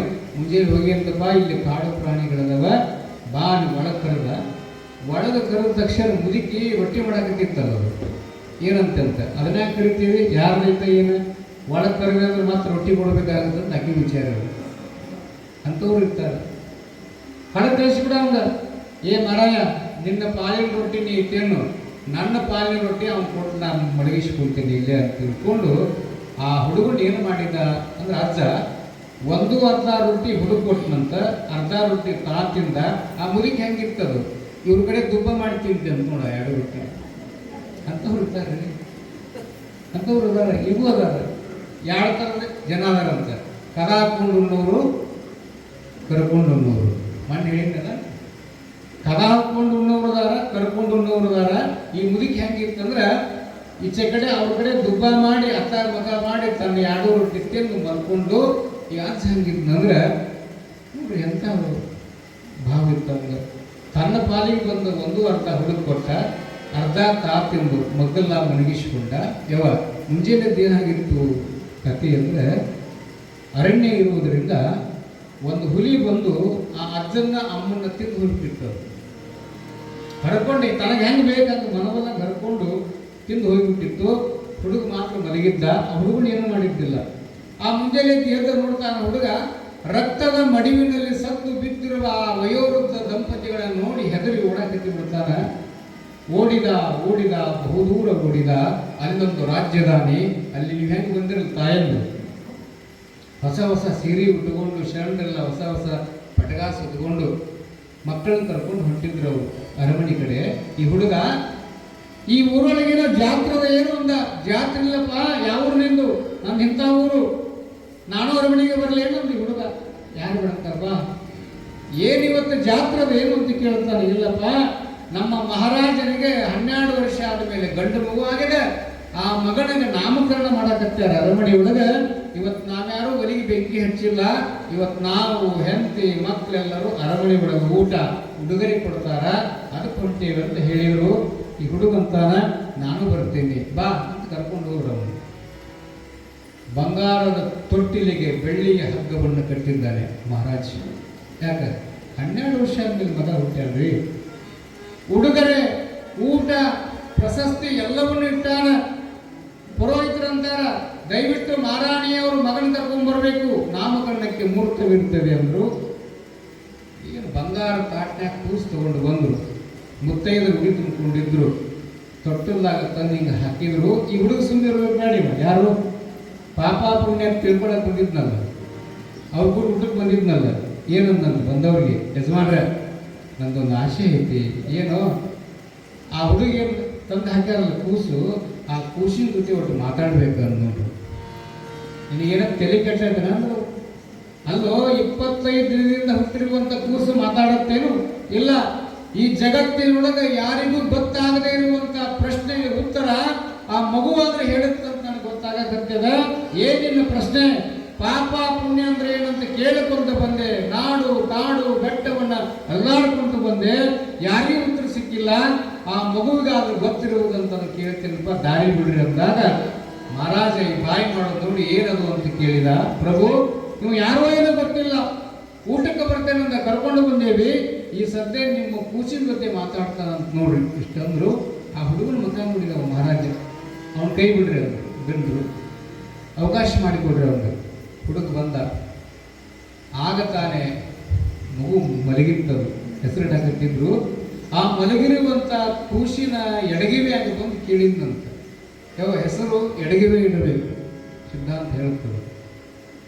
ಯಾಕ ಲಿಂಗ ಹಿಡ್ಕೊಳ್ಳೋದು ಎಡಗೈಯಾಗಿ ಹೋಗಲ್ಲ, ಎಡಗಡೆನೇ ಇರುವುದು ಹೃದಯ, ಅದಕ್ಕೆ ಎಡಗಿವೆಲ್ಲ ಹೆಸರಿಡಬೇಕಂತ ಹೇಳ್ತಾರೆ. ಆ ಕೂಸು ಮಲಗಿತ್ತಲ್ಲ ಎಬಿಸಿಂದಲ್ಲ, 25 ದಿನ ಕೂಸ್ರಿ ಅದು. ಎಬಿಸಿ ಏನಂದಂತ, ಕೂಸೆ ಜಗತ್ತಿನ ಜನಗಳಿಗೆ ಗೊತ್ತಾಗದೇ ಇರುವಂಥ ಪ್ರಶ್ನೆಯನ್ನು ನಿನ್ನಲ್ಲಿ ಹೊತ್ತು ತಂದಿದ್ದೇನೆ, ನಿನ್ನಲ್ಲಿ ಉತ್ತರ ಇದೆ ಅಂತ ನಾನು ಬಂದಿದ್ದೇನೆ. ಪಾಪ ಪುಣ್ಯ ಅಂದ್ರೆ ಏನು ಅಂತ ಕೇಳಿ ನಾ ಕೂಸಿನ ಗಮನಿಸ್ಬೇಕು ತಾಯಿ. ಅಂದ್ರೆ ಪಾಪ ಪುಣ್ಯ ಏನಂತ ಕೇಳಿದ ಕ್ಷಣ 25 ದಿನದ ಕೂಸು ಎದ್ದು ಬಂದು ಬಿಡುತ್ತಂತೆ ತೊಟ್ಟಲ್ಲ. ಜನರೆಲ್ಲ ಆಶ್ಚರ್ಯ, ಏನಿದು ಆಶ್ಚರ್ಯ, 25 ದಿನದ ಕೂಸು ಎದ್ದು ಕುಂತಲ್ಲ. ಎದ್ದು ಕುಂದದ್ದು ಅಷ್ಟೇ ಅಲ್ಲ, ಆ ಕೇಳಿದ ಹುಡುಗನಿಗೆ ಪ್ರಶ್ನೆಗೆ ಉತ್ತರ ಹೇಳಿತ್ತಂತ. ಏನಂತ ನೋಡು, ಪಾಪ ಪುಣ್ಯ ಏನಂತ ತಿಳ್ಕೊಳ್ಳಾಕ ಇಲ್ಲಿ ಮಠ ಬಂದೆಲ್ಲ ನೀನು. ಹೌದು. ನಿನಗೆ ಉತ್ತರ ಬೇಕೇನು? ಹೌದು. ಹೋಗು. ನಾ ಹೆಂಗ 25 ದಿನದ ಹುಟ್ಟೇನಲ್ಲ, ಹಂಗ 25 ದಿನದ ಹಿಂದೆ ನನ್ನ ಜೊತೆ ಈ ಊರಾಗಿರುವಂತ ಒಂದು ಹಂದಿ 25 ಮರಿಗಳಿಗೆ ಜನ್ಮ ಕೊಡ್ತದೆ. ಆ ಹಂದಿಯ ಹಣಿ ಮೇಲೆ ಒಂದು ಬೆಳ್ಳಗೆ ಚಿಕ್ಕ ಐತಿ, ಅದನ್ನ ಹೋಗಿ ಕೇಳು, ನಿನ್ನ ಕೆಲ ದಿನಗಳ ಹಿಂದಿರುವಂಥ ಪ್ರಶ್ನೆಗೆ ಉತ್ತರ ಸಿಗುತ್ತಂತ ಹೇಳ್ತೇವೆ. ಆ ಕೂಸು ಹೇಳಿದ್ದು ಇಷ್ಟ ಹೇಳಿತು. ಮಂತ್ರಿ ರಾಣಿ ಎಲ್ಲರೂ ಆ ಹುಡುಗನಿಂದ ಹೊಂಟರು. ಅದು ಎಲ್ಲಿ ಬರ್ಕೊಂಡಿತ್ತು ಹಂದಿ ಅಂದ್ರೆ, ಊರ ನರಕವನ್ನೇ ತಿಂದು ಬದುಕುವ ಹಂದಿ ಗಟಾರದೊಳಗೆ ಜಾಲಿ ಗಿಡದ ಹುಡುಗ ತನ್ನ ಮರಿಗಳಿಗೆ ಮಲಿ ಕೊಡುವುದು ಮಲ್ಕೊಂಡಿತ್ತು. ಅದನ್ನ ಹೋಗಿ ಕೇಳಂತ ಹೇಳಿತ್ತಲ್ಲ ಕೂಸು. ಹಣಿ ಮ್ಯಾಗ ಬೆಳ್ಳಗಿರುವಂತ ಮರಿ ಕೇಳಂತ ಹೇಳಿತ್ತಲ್ಲ, ಹುಡುಕ್ಯಾಡಿಂದ ಅದನ್ನ ಹುಡುಗ ಮಕ್ಕೊಂಡಿರ್ತದ, ತಾಯಿ ಮರಿ ಹುಡುಕಂತ. ಅದನ್ನ ಕೈಯಾಗಿ ಹಿಡ್ಕೊಂಡ ಅದನ್ನ ಕಿವಿಯಾಗಿ ಕೇಳ್ತಾನ. ಜಗತ್ತಿನ ಜನಗಳಿಗೆ ಗೊತ್ತಾಗದೇ ಇರುವಂತ ಪ್ರಶ್ನೆಯನ್ನು ಹೊತ್ತು ತಂದಿದ್ದೇನೆ. ಪಾಪ ಪುಣ್ಯ ಅಂದ್ರೆ ಏನು ಹೇಳುವಂತ ಹಂದಿ ಮರಿ ಕೇಳ್ತಾನ. ಆ ಮರಿ ಹೇಳುತ್ತಂತ, ಪಾಪ ಪುಣ್ಯ ಅಂದ್ರೆ ಏನು ಗೊತ್ತೇನು? ನೀನು 3 ತಿಂಗಳ ಹಿಂದೆ ನೀನು ಎಲ್ಲಿಗೆ ಬಂದಿದ್ದಿ? ಅಡವಿಗೆ ಬಂದಿದ್ದಿ. ಹೌದಾ? ನಾನು ರೊಟ್ಟಿ ಮಾಡಕತ್ತಿದ್ದೆ. ಯಾರು ರೊಟ್ಟಿ ಮಾಡಕತ್ತಿದ್ರವ? ಅಡವ್ಯಾಗ ಮುದುಕಿ. ಹೌದಲ್ಲ? ನಾನು ರೊಟ್ಟಿ ಮಾಡಕತ್ತಿದ್ದೆ, 4 ರೊಟ್ಟಿ ಮಾಡಿದ್ದೆ. ನಿನ್ನ ಒಳಗೆ ಕರಿಬೇಡ ಅಂತ ನಾ ಹೇಳಿದೆ. ಆದ್ರೆ ದಯಾಳುಗಳಾದ ನನ್ನ ಗಂಡ ನಿನ್ನ ಒಳಗೆ ಕರೆದ. ನಾನು 4 ರೊಟ್ಟಿ ಒಳಗೆ 2 ರೊಟ್ಟಿಯನ್ನ ನನ್ನ ಗಂಡಕ್ಕೆ ಕೊಟ್ಟೆ. 2 ರೊಟ್ಟಿಯನ್ನು ನಿಮಗೆ ಯಾರಿಗೂ ಕೊಡಲಾರ್ದ ನಾನೇ ತಿಂದೆ. 1/2 ರೊಟ್ಟಿ ನನ್ನ ಗಂಡ ನಿನಗೆ ಕೊಟ್ಟಿದ್ದಕ್ಕೆ ರಾಜನ ಮಗಾಗಿ ಹುಟ್ಟ್ಯಾನ. ನಾನೇ ಮಾಡಿದ ರೊಟ್ಟಿಯನ್ನು ನಾನೇ ತಿಂದಿದ್ದಕ್ಕೆ ಹಂದಿ ಮರಿಯಾಗಿ ಹುಟ್ಟೀನಿ ಅಂತ ಹೇಳ್ತೇನೆ. ಪಾಪ ಪುಣ್ಯ ಅಂದ್ರೆ ಏನು ಅಂತಂದ್ರೆ, ಇಲ್ಲಿ ಮಾಂತ ಸ್ವಾಮಿಗಳು ಏನು ಹೇಳ್ತಾರೆ ಅಂಬಿಗ ಅಂತಂದ್ರೆ, ಕೇವಲ ಹೊಟ್ಟೆಗಾಗಿ ದುಡಿಯುವುದಲ್ರಪ್ಪ, ಧರ್ಮ ಕಾರ್ಯದಲ್ಲಿ ಒಂದಿಷ್ಟು ಭಾಗಿಯಾಗಿದೆ. ಮಹಂತರನ್ನ, ಅಂಗವಿಕಲರನ್ನ, ಅಂಗಹೀನರನ್ನ, ವಯಸ್ಸಾದವರನ್ನ ಯಾರಾದರೂ ದಾಟಿಸುವಂತ ನಿನ್ನ ಕೇಳಾಕ ಬಂದ್ರೆ ಅವರಿಗೆ ಉಚಿತವಾಗಿ ನೀನು ಅಂಬಿಗನಾಗಿ ಭವಸಾಗರವನ್ನು ದಾಟಿಸು, ನಿನಗೆ ಪುಣ್ಯ ಬರುತ್ತದೆ, ನಿನಗೆ ಮಾನ್ಯತೆ ಸಿಗುತ್ತೆ ಅಂತ ತಿಳ್ಕೊಂಡು ಮಹಂತ ಸ್ವಾಮಿಗಳು ಹೇಳ್ತಾರಂದ್ರೆ ಒಂದಿಷ್ಟು ಅನುಕೂಲ ಆದಾಗ ದಾನ ಮಾಡ್ಬೇಕಂತ. ಅದಕ್ಕೆ ಅಕ್ಕ ಹೇಳ್ತಾಳಲ್ಲ, ಏನಂತ, ಧನವಿದ್ದು ಫಲವೇನು, ದಾನವಿಲ್ಲದನಕ್ಕ. ನಿಮ್ಮ ಹತ್ರ ಸಾಕಷ್ಟು ದುಡ್ಡು ಐತಂದ್ರೂ ಕೂಡ ನಿಮ್ಮಲ್ಲಿ ದಾನದ ಗುಣ ಇರ್ಲಿಕ್ಕಂತಂದ್ರೆ ಅದು ಸಹಿತ ವ್ಯರ್ಥವಾಗಿ ಹೋಗ್ತದೆ ಅಂತ ಹೇಳ್ತಾರೆ. ಇಂಥ ಹಲವಾರು ನಾಡುಗಳನ್ನು ಸಂಚಾರವನ್ನು ಮಾಡ್ತಾ ಮಹಂತ ಸ್ವಾಮಿಗಳು ಎಲ್ಲಿಗೆ ಬರ್ತಾರೆ ಇವತ್ತು ಅಂತಂದರೆ ಪುಣ್ಯಾತ್ಮರೇ ಭವ್ಯವಾಗಿರ್ತಕ್ಕಂಥ ಗ್ರಾಮವನ್ನು ಪ್ರವೇಶ ಮಾಡ್ತಾರೆ. ಮುಂದೆ ಏನಾಗ್ತದೆ ಅನ್ನುವಂಥ ಪೂರ್ವದಲ್ಲಿ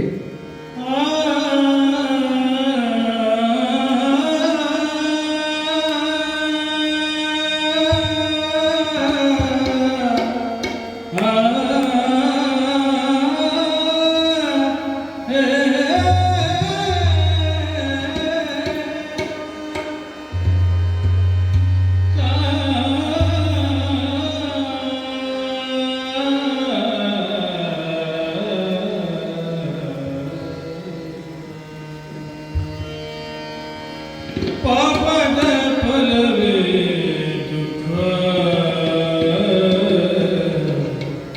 ಪುಣ್ಯದ ಫಲವೇ ಸುಖ. ಪಾಪದ ಫಲವೇ ದುಃಖ,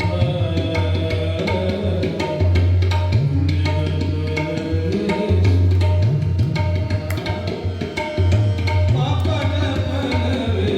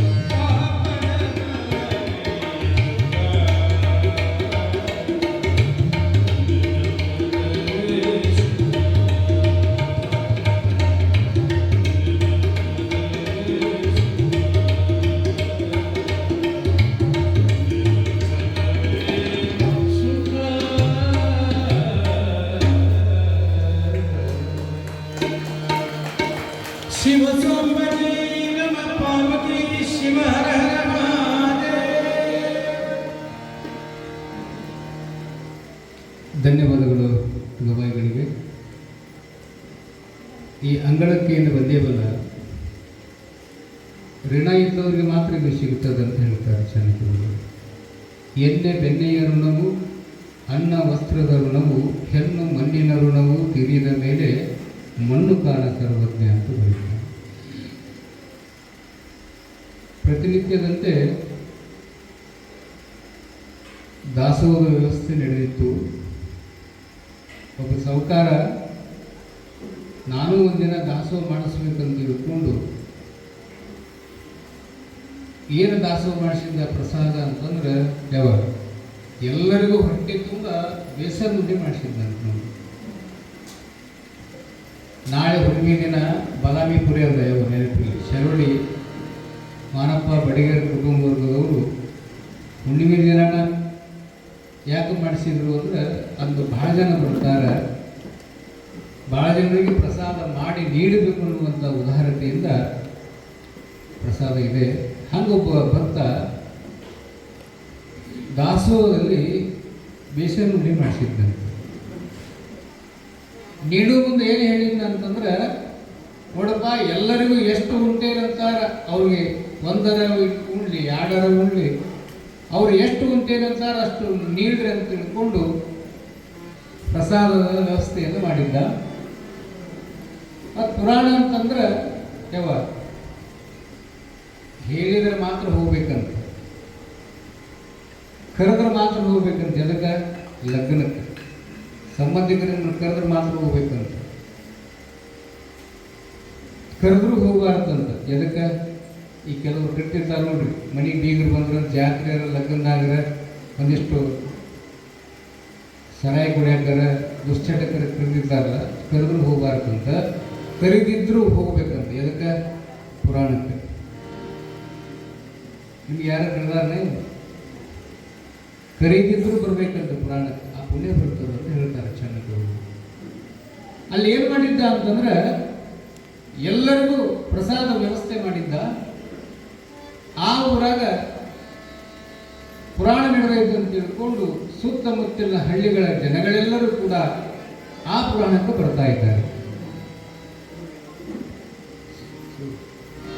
ಶಿವ ಸಾಂಭವೇ ನಮ ಪಾರ್ವತಿ ಶಿವ ಹರ ಹರ ಮಹಾದೇವ. ಜಗಜ್ಯೋತಿ ಬಸವೇಶ್ವರ ಮಹಾರಾಜ ಕಿ ಜಯ. ಮೌನ ಮಲ್ಲಿನಾಥೇಶ್ವರ ಮಹಾರಾಜ ಕಿ ಜಯ. ಗೌರಿ ಶಂಕರ ಶಿವಾಚಾರ್ಯ ಮಹಾರಾಜ ಕಿ ಜಯ. ರಾಜರಾಜೇಶ್ವರಿ ಮಾತಾ ಕಿ ಜಯ. ಶಿವ ಸಾಂಭವೇ ನಮ ಪಾರ್ವತಿ ಶಿವ ಹರ ಹರ ಮಹಾದೇವ.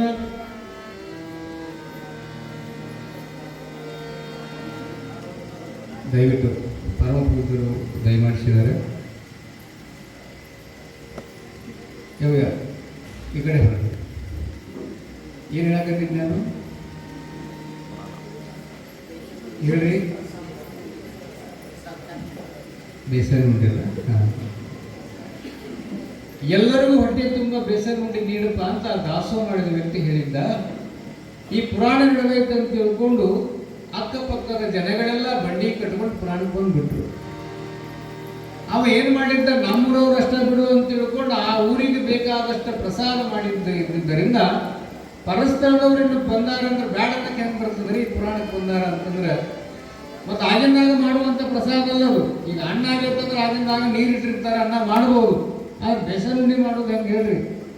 ಅವಾಗ ಸಾವುಕಾರ ಮುಂದೆ ನೀಡೋರು ಬಂದು ಹೇಳ್ತಾರೆ, ಹಿಂಗ್ರಿಪ್ಪ ಮತ್ತು ಪರಸ್ಥಳದ ಮಂದಿ ಭಾಳ ಬಂದದ, ಮತ್ತು ನೀವೇನಂದ್ರಿ ಎಲ್ಲರಿಗೂ ಹೊಟ್ಟೆ ತುಂಬ ಉಂಡಿ ನೀಡು ಅಂತ ಹೇಳಿದ್ರಿ, ಮತ್ತು ಎಲ್ಲರಿಗೂ ಹೊಟ್ಟೆ ತುಂಬ ನೀಡಿದ್ರೆ ಕಡಿಮೆ ಬೀಳ್ತವ್ರಿ. ಹೆಂಗಂದ್ರೆ ನೋಡ್ರಪ್ಪ, ಪ್ರಪಂಚ ಆಗಬಾರ್ದು, ಉಂಡಿ ಒಂದೊಂದಲ್ಲಿ ನೀಡ್ರಿ, ಅನ್ನ ಬೇಕಾದ್ರೆ ಸಾಕಾರ ನೀಡ್ರಿ ಅಂತ ಹೇಳ್ತಾರೆ.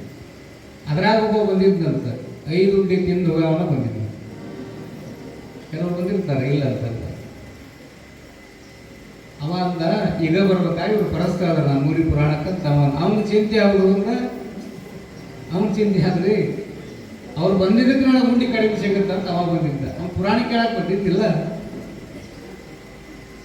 ಇಲ್ಲಿ ಬರೋರು ಮಾತ್ರ, ಊರು ಬಿಟ್ಟು ದೂರದಲ್ಲ, ಇಲ್ಲಿ ಬರೋರು ಮಾತ್ರ ಪುರಾಣ ಕೇಳಕ್ಕಂತ ಬರ್ತಾರೆ ಗಣ ಅಂದ್ರಣ ಇಷ್ಟು ಶಾಂತವಾಗಿ ತಾವು ತಗೊಂಡಿದ್ದೀವಿ. ಅದು ಯಾರ ಕೃಪಾ ಆಶೀರ್ವಾದ ಅಂದ್ರೆ ಅದು ಮೌನ ಮಲ್ಲಿಕಾರ್ಜುನ ಅಪ್ಪಂಗಡವರ ಕೃಪಾ ವಿಶೇಷ ಆಶೀರ್ವಾದ. ಎಲ್ಲರಿಗೂ ಒಂದೊಂದು ಉಂಡಿ ನೀಡ್ಕೊಂತ ಹೊಂಟ್ರು ನೀಡು ಹುಡುಗರು. ಇವ 5 ಉಂಡಿ ನೀವು ಉಂಡೋಗ್ಬೇಕಂತ ಬಂದಿದ್ನಲ್ಲ, ಇವ ಏನು ಮಾಡಿದ್ನಪ್ಪ ಅಂದ್ರೆ ಎಲ್ಯಾಗ ನೀಡಿದ ಉಂಡಿ ತಗೊಂಡು ಹಿಂದಿಟ್ಕೊಂಡಂತ. ಹಿಂದಿಟ್ಕೊಂಡ, ಏತಮ್ಮ ನಾನು ಉಂಡಿ ನೀಡಿಲ್ಲ ನೋಡು ಅಂತ. ಬರ್ತೇನ್ರಿ ಯಜಮಾನ ಅಂತ ಹುಡುಗ ಬಂದು ನೀಡಿದ, ಅದನ್ನು ತೊಗೊಂಡು ಹಿಂದಿಟ್ಟುಕೊಂಡ. ಎಷ್ಟಾದವ? 2 ಆದವು. ಈಗ ಸುಮ್ಮ ಆಗ್ಬೇಕಿಲ್ಲ. ಅವ್ ಹೇಳೇ ಬಂದಿದ್ದಂತ ಮನ್ಯಾಗ ಹೆಂಡತಿಗೆ 5 ಉಂಡಿ ಉಂಡ ಬರ್ತೀನಿ ಅಂತ. ಆಚೆ ಕಡೆ ತಾಯಿಯಿಂದ ನೀಡಾಕತ್ತಿದ್ದು ನಮ್ಮ ಹುಡುಗ. ಏತಮ್ಮ ನಾನು ಉಂಡಿ ನೀಡಿಲ್ಲ ನೋಡು ಅಂತ. ಬಂದ್ರಿ ಅಂತ ಅವನು ಬಂದು ನೀಡಿದ, ಅನ್ನ ತೊಗೊಂಡು ಹಿಂದಿಟ್ಟುಕೊಂಡ. ಎಷ್ಟಾದ್ರಿ? 3 ಆದವು. ಈಗ ಸುಮ್ಮ ಆಗ್ಬೇಕಿಲ್ಲ. ಅಲ್ಲಿ ಪಟಕದ ಮನೆ ಕುಂದೈತಲ್ಲ, ಅಲ್ಲೊಬ್ರು ಇಡಾಕತ್ತಿದ್ದ ಹುಡುಗ, ಅವನು ಕರೆದ, ಅವನು ತಂದು ನೀಡಿದ, ಅದನ್ನು ತಂದು ಹಿಂದಿಟ್ಕೊಂಡ. ಎಷ್ಟಾದ್ರಿ? 4. ಈಗ ಸುಮ್ಮಬೇಕಿಲ್ಲ. ಅಲ್ಲಿ ಇಡಾಕತ್ತಿದ್ದ, ಅವನು ಕರೆದ, ಅವನು ಬಂದು ನೀಡಿ, ಅದನ್ನು ತಂದು ಹಿಂದಿಟ್ಕೊಂಡ. ಎಷ್ಟಾದ್ರು? 5 ಉಂಡೆ 6. ಎಲ್ಲರ ಎಲ್ಲಿಗೆ ಎಷ್ಟದವ? 1 ಅದಾವ. ಅವ ಅಂತ ಹಿಂಗೆ ನೋಡಿ ನಿಂಗೆ ಸಾಲಿಗೆ ಕುಂತವ್ರು ಇಲ್ಲಿ ಬಂದವ್ರಿಗೆ ಒಂದೇ ಉದ್ದಿ ಕೊಟ್ಟಾನ ಪರಮಾತ್ಮ. ಎಂಥ ಭಾಗ್ಯವಂತಿರ್ಬೇಕು ನಾ ಅನ್ಕೊಂಡಂಗೆ 5 ಹುಂಡಿ ನನ್ನ ಹಿಂದದವ, ನಾನೇ ಇಲ್ಲಿ ಬಂದವ್ರಿಗೆ ಭಾಗ್ಯವಂತ, ನನಗೆ 5 ಹುಂಡಿ ಸಿಕ್ಕು ಅಂತ ಹೊಳ್ಳಿ ನೋಡಿದ ನಾಯಿ ತೊಗೊಂಡು ಹೋಗ್ಬಿಟ್ಟಿದ್ದು. ಬಾರದು ಬಪ್ಪದು ಬಪ್ಪದು ತಪ್ಪದು ಪುಣ್ಯಕ್ಕೆ ಒಂದರ ಸಿಕ್ಕಿದ್ದಲ್ರಿ ಪ್ರಸಾದ. ನಮಗೆ ಭಾಗ್ಯವಂತರು ಅವರಲ್ಲ. ಪ್ರಸಾದ ಹೆಂಗಿರ್ತದು? ಸಕ್ರೆ ಕಾಳು ಕೊಟ್ಟರು. ಮೌನ ಮಲ್ಲಿಕಾರ್ಜುನ ಅಪ್ಪಂಗಳವರು ತಮ್ಮ ಲಿಂಗ ಹಸ್ತದಿಂದ ಒಂದು ಗೋಡಂಬಿ ಕೊಟ್ಟರು ಅಂತಂದ್ರೆ, ಒಂದು ಕಾಳು ಸಕ್ರೆ ಹಳದು ಕೊಟ್ಟರು ಅಂತಂದ್ರೆ ಅದು ಪ್ರಸಾದ ಆಗಿ ಹೋಗಿಬಿಡುತ್ತದೆ ಪುಣ್ಯಾತ್ಮರೇ. ಹಂಗ ಇಲ್ಲಿ ಬಸವ ಕಲ್ಯಾಣದ ಪುಣ್ಯ ಭೂಮಿಯಲ್ಲಿ ವೈಷ್ಣವ ಪೂಜಾರಿ ಇವರು ಲೋಕನಾಥನ ಗುಡಿಯಲ್ಲಿ ಕುತ್ಕೊಂಡಿದ್ದರಂತೆ ಮಹಂತದ್ದು. ಆ ಕುಳಿತುಕೊಳ್ಳುವಂಥ ಸಂದರ್ಭದಲ್ಲಿ ಏನಾಗ್ತದೆ ಅಂತಂದ್ರೆ, ಇವ್ರು ಕೊಳ್ಳಾಗ ಲಿಂಗ ಇತ್ತು, ಭಸ್ಮ ಹಚ್ಕೊಂಡು ಕುಂತಿದ್ರು. ನಮ್ಮನ್ನ ಹೇಳಿದ್ನಲ್ಲ, ಸಾಯುತ್ತಲಾಗ ಒಬ್ಬ ಭಕ್ತ 7 ಕ್ವಿಂಟಲ್ ಭಸ್ಮ ಹಚ್ಕೊಂಡಿರ್ಬೇಕಂತ ಹೇಳಿದ್ನಲ್ಲ. ಅದಕ್ಕೆ ಬೇಕಾದ್ರೆ ಅಜ್ಜವ್ರು ಬರ್ತಾರ ನೋಡ್ರಿ, ಅವ್ರ ಮೈಗೆಲ್ಲ ಕೈಗೆಲ್ಲ ನಾವು ಹಿಂಗೆ ಹಚ್ಕೊಂತೀವಿ ತಗೊಂಡು, ಅವ್ರಿಗೆ ಗೊತ್ತದ ಬಸಿತ ಭಸ್ಮ ಇದು ಭವಬಂಧನ ಮುಕ್ತಿ ಮಾಡುತ್ತಂತ ಗೊತ್ತು ನೋಡಿ. ಅವರೆಲ್ಲ ತನ್ನ ಮೈಗೆಲ್ಲ ತಮ್ಮ ಲಿಂಗ ದೇಹಕ್ಕೆಲ್ಲ ಹಚ್ಕೊಂಡು ಬರ್ತಾರೆ. ಈಗ ಯಾಕೆ 7 ಕ್ವಿಂಟಲ್ ಭಸ್ಮ ಹಚ್ಕೊಂಡಿರ್ಬೇಕಂತ ಒಬ್ಬ ಭಕ್ತ ಸಾಹಿತ್ಯಗನ. ಮತ್ತು ಹಚ್ಕೋದಲ್ಲ ಅಂತನ ಸಮಾಜ ಭಸ್ಮ ಇಟ್ಟಿರ್ತಾರೆ ನೋಡ್ರಿ, ಇಷ್ಟು ಇಟ್ಟಿರ್ತಾರಲ್ಲ. ಅಲ್ಲಿ ಆದ್ರೆ ಮುಕ್ತಿ ಅಂತ ಇದ್ದಾಗ ಹಚ್ಕೊಂಡ್ಬಿಟ್ರೆ ಅಲ್ಲಿ ಕಡಿಮೆ ಆಗ್ತದೆ. ಮಹಂತ ಸ್ವಾಮಿಗಳವರು ಬಸವ ಕಲ್ಯಾಣದ ಸೀಮೆಯೊಳಗೆ ವೈಷ್ಣವ ಪೂಜಾರಿ ನೋಡಿಲ್ಲ, ಏನೋ ತಿರುಕ ಕೊಳ್ಳಾಗ ಕಲ್ಲು ಕಟ್ಟಿಕೊಂಡು ಮೈ ತುಂಬ ಬೂದಿ ಬಿಡ್ಕೊಂಡು ಇಲ್ಲೇ ಹಾಕ್ಕೊಳ್ತೀವಿ ಅನ್ನೋ ಯಾರಿಗೆ? ಮಹಂತದ್ದು ಲಿಂಗಕ್ಕೆ ಏನಂದವ? ಕಲ್ಲು ಅಂದ. ಎಷ್ಟು ಸೊಕ್ಕಿರ್ಬೇಕು ಕೊಳ್ಳಾಗ ದೊಡ್ಡ ಕಲ್ಲು ಕಟ್ಕೊಂಡು ಮೈಗೆ ಬೂದಿ ಬಿಡ್ಕೊಂಡು ಇಲ್ಲೇ ಬಂದು ಕುಂತಿ ಯಾರು ನೀನು ಅಂತ ತಿಳ್ಕೊಂಡು ಬಿರುಸಾಗಿ ಮಹಂತ ಯೋಗಿಗಳಿಗೆ ಮಾತನಾಡಿದಾಗ ನೋಡ್ರಿ, ಎಂದೂ ಕೋಪ ಮಾಡಿಕೊಂಡವರಲ್ಲ ಮಹಂತ ಶಿವರು. ಶಾಂತ ಸ್ವಭಾವದವರು, ಮಗುವಿನಂತ ಮನಸ್ಥಿತಿ ಹೊಂದವರು. ಅವತ್ತೇನಾದ್ರೂ ಗೊತ್ತಿಲ್ಲ, ಏನೋ ದುಷ್ಟ ಕುಷ್ಠರೋಗ ಪ್ರಾಪ್ತಿಯಾಗಲಿದ್ದಿಂಗ ಅಂದ ಕ್ಷಣಾರ್ಧದೊಳಗೆ ಆ ವೈಷ್ಣವ ಪೂಜಾರಿ ಮೈ ದಗದಗ ಅಂತ ಉಳಿದು ಕೆಳಗೆ ಬಿದ್ದು ಉಳ್ಳಾಡ ಕತ್ತಿ, ಮೈ ಕೈಗಳೆಲ್ಲ ಗುಳ್ಳಿ ಎದ್ದು ಬಬ್ಬಿ ಎದ್ದು ಉಳ್ಳಾಡ ಕತ್ತಿ ಬಿಡ್ತಾನೆ. ಯಾಕೆ? ಶಿವನಿಂದನೆಯನ್ನು ಮಾಡಿದ ಪಾಪಕ್ಕೆ. ಕೊಳ್ಳಾಗಿಡ ಲಿಂಗಕ್ಕೆ ಕಲ್ಲು ಅಂತ ಯಾವಾಗಂದಲ್ಲ, ಮೈಗೆ ಬುದಿ ಬಡ್ಕೊಂಡು ಯಾಕೆ ಇಲ್ಲಾಕೆ ಬಂದು ಕುಂತಿ ತಿರುಕ ಅಂತ ತಿಳ್ಕೊಂಡು ವಿಭೂತಿ ಸ್ವರೂಪನಾಗಿರ್ತಕ್ಕಂಥ ಮಹಂತದ್ದರವರಿಗೆ ಗುರುಸಾಗಿ ಮಾತನಾಡಿದ ಆ ವೈಷ್ಣವ ಪೂಜಾರಿ ಮೈಯೆಲ್ಲ ಗುಳ್ಳೆಗಳೆದ್ದು ಮೈ ಒಳಗೆ ಬೆಂಕಿ ಅನುಭವವಾಗಿ ಉಳ್ಳಾಡ ಕತ್ತಿ ಬಿಡ್ತಾನೆ. ಊರಲ್ಲವರೆಲ್ಲರೂ ಕೂಡಿದ್ರು, ಏನಾಯ್ತು ನನಗೆ? ಯಾಕೆ ಉಳ್ಳಾಡ ಕತ್ತಿ? ಇಲ್ಲ, ಇಲ್ಲೊಬ್ಬ ಕುತ್ಕೊಂಡಾನಲ್ಲ, ಕೊಳ್ಳಾಗಿರುವಂಥ ಲಿಂಗಕ್ಕೆ ನಾನು ಕಲ್ಲಂದೆ, ಭಸ್ಮಕ್ಕೆ ನಾನು ಬೂದಿ ಅಂದೆ. ಬಿರುಸಾಗಿ ಮಾತಾಡಿದ್ದಕ್ಕೆ ನಿನಗೆ ಕುಷ್ಠರೋಗ ಬರಲಿ ಅಂತ ಶಾಪ ಕೊಟ್ಟಿ ಪುಣ್ಯಾತ್ಮ. ಆತನ ಶಾಪದಿಂದ ನನಗೆ ಮೈಯೆಲ್ಲ ಉಳ್ಳಾಡಕತ್ತಿದಾಗ ಅವಾಗ ಅವ್ರು ಹೇಳ್ತಾರೆ, ಊರ ಜನಗಳು, ನೋಡಪ್ಪ ಇವ ಸಾಕ್ಷಾತ್ ಶಿವನೇ ಆಗಿರ್ಬೇಕು. ನಿನಗೆ ಈ ರೀತಿ ಬಂದೈತಂದ ಬಳಿಕ ನೀ ಅಂದಿ ಅಂತ ತಿಳ್ಕೊಂಡು ಅವ್ರು ನಿಂದನೆ ಮಾಡಲಿಕ್ಕೆ ಇದು ಬಂದದ ಅಂತ ತಿಳ್ಕೊಂಡು ಎಲ್ಲಿ ಕಳ್ಕೊಂಡಿಯ ಅಲ್ಲೇ ಹುಡುಗ ಅಂತ ತಿಳ್ಕೊಂಡು ಹೇಳಿದಾಗ ಅವಾಗ ಏನ್ ಮಾಡ್ತಾನ ಅಂತಂದ್ರೆ, ಆ ವೈಷ್ಣವ ಲೋಕನಾಥನ ಪೂಜೆಯನ್ನು ಮಾಡುವಂತ ಪೂಜಾರಿ ಮಹಂತ ಶಿವಗಳವರ ಪಾದಕ್ಕೆ ಅಡ್ಡು ಬಿದ್ದು ಸಾಷ್ಟಾಂಗ ಹಾಕ್ತಾನೆ. ಯಪ್ಪ, ಶಿವಯೋಗಿ ಸಾಕ್ಷಾತ್ ಶಿವಸ್ವರೂಪನಾಗಿರ್ತಕ್ಕಂಥ ನಿಮ್ಮಂತ ಹರಣಿಗೆ ಶಿವನಿಗೆ ನಿಂದನೆ ಮಾಡಿದ ಪಾಪಕ್ಕೆ ನನಗೆ ರೋಗ ಬಂದು ಹೊರಡಾಡಕತ್ತೇನೆ, ಕ್ಷಮಾ ಮಾಡಲು ತಿಳ್ಕೊಂಡು ಬೇಡಿಕೊಂಡಾಗ ಅವಾಗ ಮಹಂತ ಸ್ವಾಮಿಗಳಂತಾರ, ನೋಡಪ್ಪ ಜಾತಿ ವಿಜಾತಿ ಅಂತಕ್ಕಂಥದ್ದನ್ನು ಬಿಡು, ಎಲ್ಲದಕ್ಕೂ ಭಗವಂತನ ಒಪ್ಕೊಂಡಿದ್ದಾನೆ. ನೀನು ವೈಷ್ಣವ ಅಂತ ತಿಳ್ಕೊಂಡು ಲಿಂಗ ಧರ್ಮಕ್ಕೆ ನೀನು ಅಪಮಾನ ಮಾಡಿದ್ದಕ್ಕೆ ನೀಗೆ ರೋಗ ಪ್ರಾಪ್ತಿಯಾಗದೆ ಮುಂದೆ ಯಾರೇ ಬಂದರೂ ಶಿವಲಿಂಗ ಸ್ವರೂಪಗಳಾದ ಜಂಗಮರು ಬರಲಿ, ಸಾಧುಗಳು ಬರಲಿ, ಅಂಗದ ಮೇಲೆ ಲಿಂಗ ಯುದ್ಧವರು ಬಂದಾಗ ಅವರು ಶರಣಾಗತಿಯನ್ನು ಮಾಡು, ನಿನ್ನ ವಂಶ ಉದ್ಧಾರ ಆಗುತ್ತಂತ ಆಶೀರ್ವಾದ ಮಾಡಿದಾಗ ಅಲ್ಲಿಂದ ವೈಷ್ಣವ ಏನ್ ಮಾಡ್ತಾನಂದ್ರೆ, ಲಿಂಗ ಯಾರು ಧರಿಸಿಕೊಂಡು ಗುಡಿಗೆ ಬರ್ತಿದ್ರಲ್ಲ ಅವರಿಗೆ ಉಚಿತವಾದ ಪ್ರಸಾದ ಆಶ್ರಯವನ್ನು ಕೊಡ್ತಾ ಆತನೂ ಮುಂದೊಂದು ದಿನ ಲಿಂಗ ಧರ್ಮವನ್ನು ಪರಿಪಾಲನೆ ಮಾಡಿಕೊಂಡು ಹೋಗ್ತಾನೆ. ಯಾರಿಂದ ಅಂದ್ರೆ ಮಹಂತ ಸ್ವಾಮಿಗಳವರಿಂದ. ಆದ್ದರಿಂದ ಅಂತ ಪುಣ್ಯಾತ್ಮ ಈ ನಾಡಿನುದ್ದಕ್ಕೂ ಕೂಡ ಸಂಚಾರವನ್ನು ಮಾಡಿ ನಾಳೆ ರವಿವಾರ ದಿನ ಮಹಂತ ಸ್ವಾಮಿಗಳವರ ಮುಳುಗುಂದಕ್ಕೆ ಬರ್ತಾರೆ. ಮುಳುಗುಂದಕ್ಕೆ ಬಂದಾಗ ನಿಮ್ಗೆ ಹೇಳಿದ್ನಲ್ಲ ಏನಂತ, ಅಲ್ಲಿರುವಂಥ ತಾಯಂದರು ಕಡೆಯಿಂದ ತೂಗಿಸ್ಕೊಳ್ತಾನೆ ಮಹಂತ. ನೋಡ್ರಿ ಇವ ಕುಂಚಿ ಕಟ್ರಿ ಅಂದಂತ. ಯಾಕಂದ್ರೆ ಮಹಂತ 35 ವರ್ಷ ಅಷ್ಟೇ ಬದುಕಿಯಾರವರು. ಆ ಮುಳುಗುಂದದಲ್ಲಿರುವ ತಾಯಂದ್ರ ಕಡೆಯಿಂದ ಯಾವ ನನ್ನ ಕುಂಚಿ ಕಟ್ರಿ ಅಂದ್ರೆ ಆ ಊರಾಗ ತಾಯಂದ್ರು ಓಡಿ ಮನೆಯಿಂದ ಕುಂಚಿ ಕಟ್ತಾರ. ಅಂದ್ರೆ ಒಮ್ಮೆ ನಗುತ್ತಿದ್ನ, ಒಮ್ಮೆ ಅಳುತ್ತಿದ್ನ. ಒಮ್ಮೆ ನಗುವುದು ಮತ್ತು ಅಳುವುದನ್ನು ಮಾಡುವಂಥವ್ರು ಈ ಭೂಮಿ ಮೇಲೆ ಯಾರಾದ್ರೂ ಒಬ್ಬರು ಮಹಾತ್ಮರು ಮಾಡ್ತಾರೆ. ಅವರು ಬಿಟ್ಟರೆ ತೊಟ್ಟಲಾಗಿನ ಮಗು ಮಾತ್ರ ಮಾಡಕ್ಕೆ ಸಾಧ್ಯ ಅಂತ. ನೋಡ್ರಿ, ಒಮ್ಮೆ ಅಳ್ತಿರ್ತದದು. ಅಳುವಂತಹ ಸಮಯದಲ್ಲಿ ನಗಿಸಿ ಬಿಟ್ರಿ ಅಂದ್ರೆ ಆ ಮುತ್ತಿನಂತ ಕಣ್ಣೀರು ದಳದಳ ಬರಾಕತ್ತಿರ್ತಾವ. ನಗಿಸಿ ಬಿಟ್ರೆ ಮತ್ತೆ ನಗುತ್ತಂತ. ಒಮ್ಮಿಂದೊಮ್ಮೆಲೆ ಅಳುವುದು, ಒಮ್ಮಿಂದೊಮ್ಮೆಲೆ ನಗುವುದು ಮಾಡೋರು ಇಬ್ಬರಾದ್ರು ಒಬ್ಬರು ಮಹಾಂತ ಮಾಡಬಹುದು, ಇನ್ನೊಬ್ಬರು ಮಗು ಮಾಡ್ತದೆ. ಹಂಗ ನಾಳೆ ರವಿವಾರ ದಿನ ಹುಣ್ಣಿಮೆಯ ಪೂರ್ಣಚಂದ್ರನ ಪುಣ್ಯ ಪರಿಸರದಲ್ಲಿ ಮಹಾಂತ ಶಿವಗಳವರಿಗೆ ಆ ಮುಳುಗುಂದದ ತಾಯಂದರು ಅವರಿಗೆ ಕುಂಜಿ ಕಟ್ತಾರೆ, ಅವರಿಗೆ ಉಡುಗೊರೆ ತರ್ತಾರೆ. ಯಾವಾಗ ನನಗೆ ತೊಟ್ಟದಾಗ ಮಕ್ಕಳಂಗಾಗಿದೆ ಅಂತ ತಿಳ್ಕೊಂಡು ತೊಟ್ಟದಾಗ ಮಲಗಿ ಜೋಗಳ ಹಾಡಿಸಿಕೊಡ್ತಾನೆ ನಾಳೆ ರವಿವಾರ ದಿನ ಮಹಾಂತ ಶಿವಿಗೆ. ಅಲ್ಲಿ ಪುರಾಣದಲ್ಲಿ ಸಾಂಕೇತಿಕವಾಗಿ ಮಹಾಂತದ್ದವ್ರನ್ನ ಮುಳುಗುಂದದ ತಾಯಂದರು ಅವತ್ತು ತೂಗಿದ್ರೆ ಇನ್ನೂ ಮುಗಿಲಿಲ್ಲ. ಮತ್ತು ಇವತ್ತು ಸಹಿತ ಅದೇ ಸ್ವರೂಪರಾಗಿರ್ತಕ್ಕಂಥ ಶ್ರೀಮಠದ ಒಡೆಯರಾಗಿರುವಂಥ ಮೌನ ಮಲ್ಲಿಕಾರ್ಜುನ ಅಪ್ಪಂಗಳವರನ್ನು ಸಹಿತ ಮತ್ತೊಮ್ಮೆ ಈ ಪುರಾಣದ ಸಾಂಕೇತಿಕದಲ್ಲಿ ಮಮದಾಪುರದ ತಾಯಂದರಿಗೆ ಆ ಭಾಗ್ಯ, ಶ್ರೀಮಠದ ಭಕ್ತರ ತಾಯಂದರಿಗೆ ಆ ಭಾಗ್ಯ ಬಂದಿದೆ. ಆದ್ದರಿಂದ ಅಂತ ಪುಣ್ಯ ಪ್ರಸಂಗದಲ್ಲಿ ನಮ್ಮ ಗುರುಗಳನ್ನು ಮತ್ತೊಮ್ಮೆ ತೊಟ್ಟಲ್ದಾಗ ಹಾಕಿ ತೂಗುತ್ತಕ್ಕಂಥ ಭಾಗ್ಯ ತಾಯಮ್ಮ ಭೀಮರಾಯರ ಮತ್ತು ತಾಯಮ್ಮರ ಪುಣ್ಯ ಗರ್ಭದಲ್ಲಿ ಬಂದಾಗ ಅವಾಗ ತಾಯಿ ತೂಗಿರಬಹುದು. ಆ ಮಗುವನ್ನು ಜಗತ್ತಿಗೆ ನೀಡಿ ಹೋದ ತಾಯಮ್ಮ, ಆ ತಾಯಮ್ಮನ ಗರ್ಭ ಶಿಶುವಾದ ಶಿವಗಿಯನ್ನ ಮತ್ತೊಮ್ಮೆ ನೀವು ನಾವೆಲ್ಲರೂ ತೂಗುವಂತ ಭಾಗ್ಯ ಒದಗಿ ಬಂದಿದ್ದು ಅದು ಮಹಾಂತಜ್ಜನ ಪುರಾಣದ ಸಭೆಗೆ ನಿಮಗಾಗಿ ಎನ್ನುವಂತ ಮಾತನ್ನ ತಿಳಿಸ್ತಾ ಅಂದಿನ ದಿನ ಹೆಚ್ಚಿನ ಸಂಖ್ಯೆಯಲ್ಲಿ ಬರ್ರಿ. ಈ ಅವಕಾಶ ಮತ್ತೆ ಸಿಗುತ್ತೋ ಬಿಡುತ್ತೋ ಗೊತ್ತಿಲ್ಲ. ಇವ 7 ಜನ್ಮಕ್ಕೆ ಮತ್ತೆ ಈ ಅವಕಾಶ ಸಿಗುತ್ತೋ ಬಿಡುತ್ತೋ ಗೊತ್ತಿಲ್ಲ. ಹುಣ್ಣಿಮೆ ದಿನ ನೀವೆಲ್ಲರೂ ಮಡಿಬಟ್ಟೆಗಳನ್ನು ಧರಿಸಿಕೊಂಡು ಉಡುಗೊರೆ ವಸ್ತ್ರಗಳನ್ನು ತಗೊಂಡು ಬಂದು ಆ ಮಹಂತನ ತೊಟ್ಟಲಿಕ್ಕೆ ಹಾಕಿ ಮೌನ ಮಲ್ಲಿಕಾರ್ಜುನ ಅಪ್ಪಂಗಳವರನ್ನ ಮತ್ತೊಮ್ಮೆ ತೂಗುವಂಥ ಭಾಗ್ಯ ಅದು ಒದಗಿ ಬಂದಿದ್ದು ಅದು ಜನ್ಮ ಜನ್ಮಾಂತರದ ಪುಣ್ಯ ಅಂತಕ್ಕಂಥ ಮಾತನ್ನ ಇಲ್ಲಿ ಮತ್ತೊಮ್ಮೆ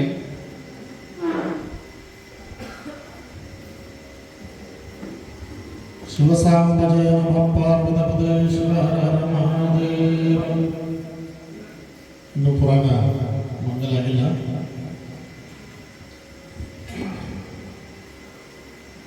ಪೂಜ್ಯರ ಆಗಮನದ ನಂತರದಲ್ಲಿ ಪುರಾಣದ ಮಂಗಳಾಗ್ತದೆ. ಇವತ್ತಿನ ದಿವಸ ಪೂಜ್ಯರಾಗಿರ್ತಕ್ಕಂತಹ ಶಿರಹಟ್ಟಿಯ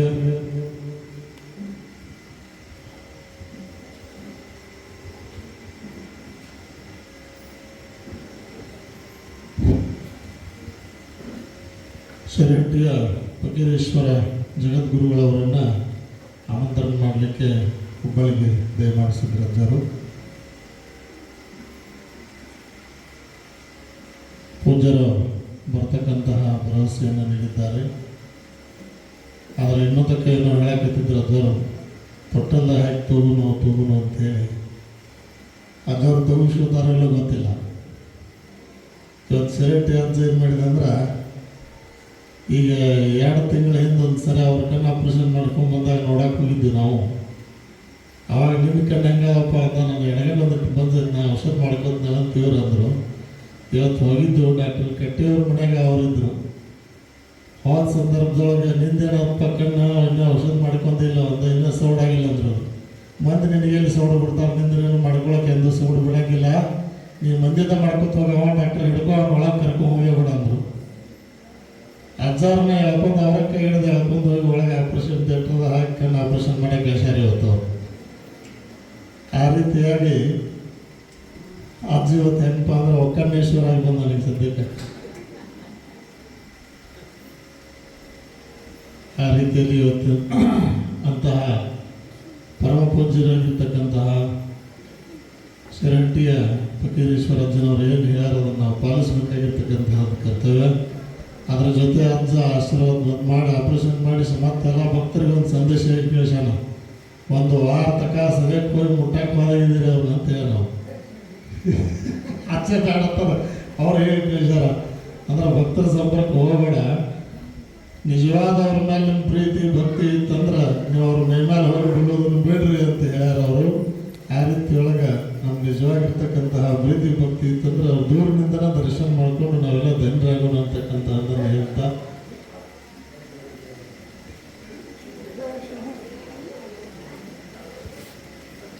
ಅಜ್ಜ ಹೇಳಿದ್ದೆ ನಾ ಹೇಳ್ರಿ, ನಾ ಹೇಳಿಲ್ಲ ಅಂದ್ರೆ ತಾಳೆ ಅಜ್ಜ ನಾನು ಕೇಳ್ತಾನೆ ಅದಕ್ಕೆ.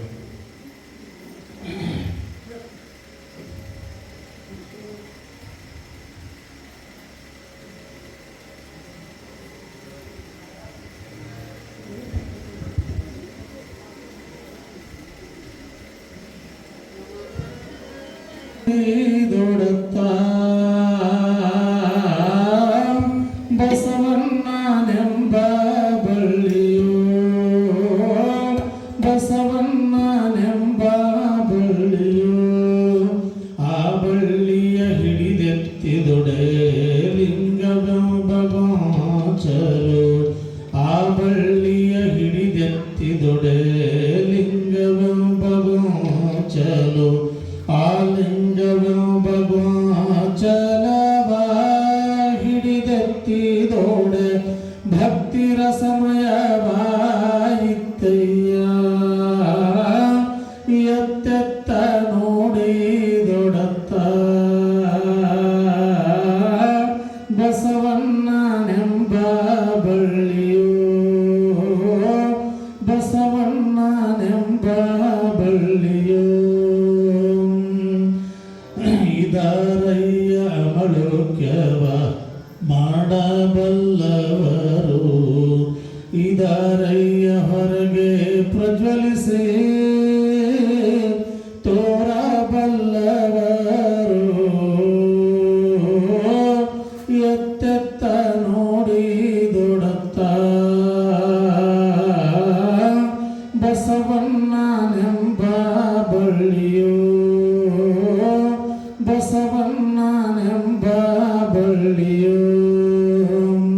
ಬಸವ ಗುರು ಎನ್ನ ಕರಸ್ಥಲದಲ್ಲಿ ಗದ ಆದಿಯನರುಹಿ ತೋರಿದ ಕಾರಣವಾಗಿ ಗುಹೇಶ್ವರ ಲಿಂಗದ ನಿಲುವ ನಿನ್ನಿಂದಲರಿದೆ ಕಾಣ ಬಸವ, ನಿನ್ನಿಂದಲರಿದೆ ಕಾಣ, ಎತ್ತೆತ್ತ ನೋಡಿದೊಡತ್ತ ಬಸವಣ್ಣನೆಂಬ ಬಳ್ಳಿಯು, ಬಸವಣ್ಣನೆಂಬ ಬಳ್ಳಿಯು. ಗುಹೇಶ್ವರ ಲಿಂಗದ ನಿಲುವ ನಿನ್ನಿಂದಲರಿದೇನಾಗಿ ಈ ಲೋಕಾದಿ ಲೋಕಗಳೆಲ್ಲವೂ ಎನ್ನ ಮುಖದಲ್ಲಿ ಕಿಂಚಿತ್ತು ಬಸವ, ಎನ್ನ ಮುಖದಲ್ಲಿ ಕಿಂಚಿತ್ತು, ಎತ್ತೆತ್ತ ನೋಡಿದೊಡತ್ತ ಬಸವಣ್ಣನೆಂಬ ಬಳ್ಳಿಯು, ಬಸವಣ್ಣನೆಂಬ ಬಳ್ಳಿಯು, ಬಸವಣ್ಣನೆಂಬ ಬಳ್ಳಿಯು.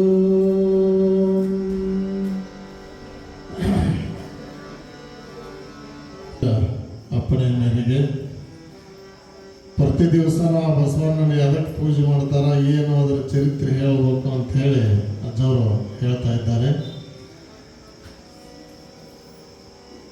ಮೃತ್ತಿಕಾನಂದಿ ಪೂಜೆ ಅಂತ ಅನ್ನೋದನ್ನು, ಅದರ ಹಿನ್ನೆಲೆ ಚರಿತ್ರೆ ಏನು ಅಂತ ಅನ್ನೋದನ್ನು ಹೇಳು ಅಂತ ಹೇಳಿದ್ದಾರೆ. ಕಾರಣ ಏನು ಅಂತಂದರೆ, ಸುಮಂಗಲಿಯರ ಸೌಭಾಗ್ಯವನ್ನು ಹೆಚ್ಚಿಸ್ತಾ ಇರತಕ್ಕಂತಹದ್ದು, ಆ ಮಣ್ಣಿನ ಬಸವನನ್ನು ಪೂಜೆ ಮಾಡತಕ್ಕಂತಹದ್ದು ಈ ಕಾರಹುಣ್ಣಿಯ ಶುಭ ಸಂದರ್ಭದಲ್ಲಿ. ಇದಕ್ಕೆ ಏನು ಅಂತಂದರೆ, ಕಾಳಿಂಗ ಶರ್ಮ ಅಂತಕ್ಕಂತಹ ಮಹಾರಾಜನಿಗೆ ಒಬ್ಬನೇ ಒಬ್ಬ ಮಗ ಇದ್ದ. ಆ ಒಬ್ಬನೇ ಒಬ್ಬ ಮಗ ಇದ್ದ ಸಂದರ್ಭದಲ್ಲಿ ಆತನ ಕುಂಡಲಿಯಲ್ಲಿ ಏನು ಬರ್ತದೆ ಅಂತಂದ್ರೆ, ಜಾತಕದಲ್ಲಿ ಆತ ಹುಲಿಯನ್ನು ನೋಡಿದ ತಕ್ಷಣದೊಳಗನ ಸಾವನ್ನಪ್ಪುತ್ತಾನೆ ಅಂತ ಹೇಳಿ ಆತನ ಜಾತಕದಲ್ಲಿ ಇರ್ತದೆ. ಆ ಸಂದರ್ಭದಲ್ಲಿ ಮಹಾರಾಜ 25 ವರ್ಷಗಳವರೆಗೆ ಆತನಿಗೆ ಹೊರಗಡೆ ಹೋಗಲಾರದ ರೀತಿಯಲ್ಲಿ ಯಾವುದೇ ಒಂದು ಕ್ರೂರ ಮೃಗವನ್ನು ನೋಡಲಾರದ ರೀತಿಯೊಳಗೆ ಆತನನ್ನು ಸಂರಕ್ಷಣೆ ಮಾಡಿ ಬೆಳೆಸಿ ಆತನ ವಿವಾಹವನ್ನು ಮಾಡ್ತಿರ್ತಾನೆ. ವಿವಾಹ ಮಾಡುವ ಸಂದರ್ಭದಲ್ಲಿ ಏನಾಗ್ತದೆ ಅಂತಂದರೆ ಅಲ್ಲಿ ಎಲ್ಲ ಕಲಾವಿದರಿರ್ತಕ್ಕಂಥವ್ರು ಬಂದಿರ್ತಾರೆ ಮದುವೆಗೆ. ಆ ಕಲಾವಿದರಲ್ಲಿ ಚಿತ್ರಕಲಾಕಾರರು ಬಂದಿರ್ತಾರೆ. ಆತ ಏನು ಮಾಡ್ತಾನೆ ಅಂದ್ರೆ ದೊಡ್ಡದೊಂದು ಹುಲಿ ಚಿತ್ರವನ್ನು ಮಾಡಿ ಬಿಡಿಸಿಟ್ಟಿರ್ತಾನೆ. ಈಗ ವರನನ್ನ ಆ ರಾಜನ ಮಗನನ್ನ ಅರಿಶಿನ ಹಚ್ಚಿ ಎರೆದು ಕರ್ಕೊಂಡು ಬರಬೇಕಾದ್ರೆ ಆ ಚಿತ್ರವನ್ನು ನೋಡಿ ಆತನ ಎದೆ ಹೊಡೆದುಕೊಂಡು ಆತ ಪ್ರಾಣ ಬಿಟ್ಟು ಸತ್ತು ಬಿಡ್ತಾನೆ. ಅವಾಗ ಏನಾಗ್ತದೆ ಅಂದರೆ ಬಂದಿರತಕ್ಕಂತಹ ಹೆಣ್ಣಿನ ಕಡೆಯವರೆಲ್ಲ ಈಗಲೇ ಮದುವೆಗಿಂತ ಮೊದಲ ಸತ್ತ ಒಳ್ಳೆಯದಾಯ್ತು ಅಂತ ಹೇಳಿ ತಮ್ಮ ಹೆಣ್ಣು ಮಗಳನ್ನು ಕರ್ಕೊಂಡು ಊರಿಗೆ ಹೋಗ್ತಾರೆ. ಈ ಕಡೆ ರಾಜ ಏನಂತಾನಂದ್ರೆ ಈ ಒಂದು ನನ್ನ ಮಗನನ್ನು ವಿವಾಹ ಮಾಡಿಯೇ ನಾನು ಶವ ಸಂಸ್ಕಾರ ಮಾಡಬೇಕು ಅಂತ ಹೇಳಿ ವಿಚಾರ ಮಾಡಿ ಅದು ಏನೇನು ಮಾಡ್ತಾನೆ ಅಂದರೆ ಡಂಗುರವನ್ನು ಸಾರಿಸ್ತಾನೆ. ಏನು ಅಂದರೆ ನನ್ನ ಈ ಮಗನನ್ನು ಯಾರು ವಿವಾಹ ಆಗ್ತಿರೋ ಅವರಿಗೆ ಅರ್ಧ ರಾಜ್ಯವನ್ನು ಕೊಡ್ತೇನೆ ಅಂತ ಡಂಗುರವನ್ನು ಸಾರಿಸ್ತಾನೆ. ಅವಾಗೇನಾಗ್ತದೆ, ಆ ರಾಜ್ಯದಲ್ಲಿ ಒಬ್ಬ ತಂದೆಗೆ 7 ಜನ ಹೆಣ್ಮಕ್ಳು ಇರ್ತಾರೆ.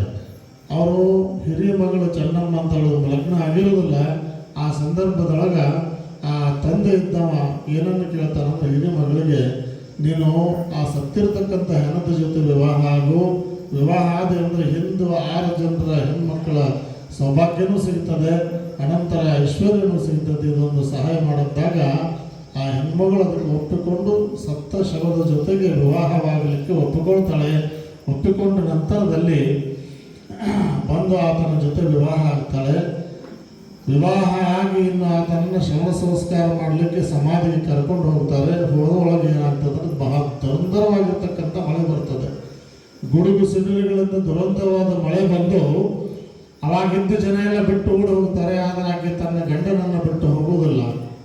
ಅವಾಗ ಆಕೆ ಪ್ರತಿ ಸೋಮವಾರಕ್ಕೆ ಮಣ್ಣಿನ ಬಸವನನ್ನು ಮಾಡಿ ಪೂಜೆ ಮಾಡತಕ್ಕಂಥ ವ್ರತ ಇರ್ತದೆ. ಅವತ್ತು ಸೋಮವಾರ ಇದ್ದ ಕಾರಣ ಅವಳು ಮತ್ತೆ ಅದೇ ಮಳೆಯಲ್ಲಿ ತೊಯ್ದಿರ್ತಕ್ಕಂಥ ಮಣ್ಣಿನಿಂದ ಬಸವನನ್ನು ಮಾಡಿ ಪೂಜೆಯನ್ನು ಮಾಡಿ ಡೋಣಿಯನ್ನು ಮಾಡಿ ಪೂಜೆ ಮಾಡಿ ಶಿವನನ್ನು ಪ್ರಾರ್ಥಿಸಿದಾಗ ಶಿವ ಪ್ರತ್ಯಕ್ಷನಾಗ್ತಾನೆ. ಪ್ರತ್ಯಕ್ಷನಾಗಿ ಇಂತಹ ಸಂದರ್ಭದಲ್ಲೂ ನಿನ್ನ ವ್ರತ ಮರಿಲಿಲ್ಲ. ಅನಂತರದೊಳಗೆ ಇದ್ದ ಗಂಡಂದಿರನ್ನು ಸಪ್ತ ಶವದಂಗೆ ತಿಳ್ಕೊಂಡವ್ರು ಭಾಳ ಜನ ಅದಾರ. ಆದರೆ ಸಪ್ತ ಶವನ ಗಂಡ ಅಂತ ಹೇಳಿ ಬಿಟ್ಟು ಹೋಗಲಾದ ವ್ಯಕ್ತಿ ಅಂದ ಮೇಲೆ ನಿನ್ನ ಭಕ್ತಿಗೆ ಮೆಚ್ಚಿದೆ ಅಂತ ಅವಳಿಗೆ ನಕ್ಷತ್ರಗಳ ದಂಡೆಯನ್ನು ಮಾಡಿ ಹಾಕಿ ಆಶೀರ್ವಾದ ಮಾಡಿ ಸುಮಂಗಲಿಯಾಗಂತ ಆಶೀರ್ವಾದ ಮಾಡಿ ಮರಳಿ ಗಂಡನಿಗೆ ಪ್ರಾಣವನ್ನು ಕೊಡ್ತಾನೆ. ಅದಕ್ಕೆ ಮರಳಿ ಗಂಡನಿಗೆ ಪ್ರಾಣವನ್ನು ಪಡೆದುಕೊಂಡಿರ್ತಕ್ಕಂತಹದ್ದು ಸೌಭಾಗ್ಯ ಹೆಚ್ಚಿಸ್ತಕ್ಕಂತಹದ್ದು ಈ ವ್ರತ ಅಂತಕ್ಕಂತಹದ್ದು ಕಾರಹುಣ್ಣಿಮೆಯ ಸಂದರ್ಭದಲ್ಲಿ ಮಾಡಿರ್ತಕ್ಕಂಥದ್ದು. ಅದಕ್ಕೆ ಈ ಚರಿತ್ರೆಯನ್ನು ಪರಮ ಪೂಜ್ಯರು ನಮಗೆ ಹೇಳಿದ್ದಿಲ್ಲ. ಆದರೂ ಏನು ಮಾಡಿದ್ರು ಅಂದ್ರೆ ಪುರಾಣದ ಪ್ರಾರಂಭದೊಳಗೆ ಪ್ರತ್ಯೇಕಾನಂದಿ ಪೂಜೆ ಮಾಡೋದು. ಯಾಕಂದರೆ ಈ ಒಂದು ಅಧಿಕ ಮಾಸದಿಂದ ಮುಂದಿನ ಅಧಿಕ ಮಾಸದವರೆಗೆ ಬಹಳಷ್ಟು ವಿಷಮ ಗಳಿಗೆಗಳು ಬರ್ತಾ ಇದ್ದಾವೆ. ಅವು ಯಾವುವು ಅಂತಂದ್ರೆ ಹೆಣ್ಣು ಮಕ್ಕಳ ಸೌಭಾಗ್ಯವಾಗಿರ್ತಕ್ಕಂಥ ಕುಂಕುಮ ಹಾಕತಕ್ಕಂತಹ ವಿಷಮ ಗಳಿಗೆಗಳು ಬಹಳ ಇದ್ದಾವೆ. ಅವುಗಳನ್ನು ನಿವಾರಣೆ ಮಾಡ್ಕೋಬೇಕಾದ್ರೆ ಈ ಕಾರಹುಣ್ಣಿಮೆ ಅದಕ್ಕೆ ಹಾಕಿದೆ.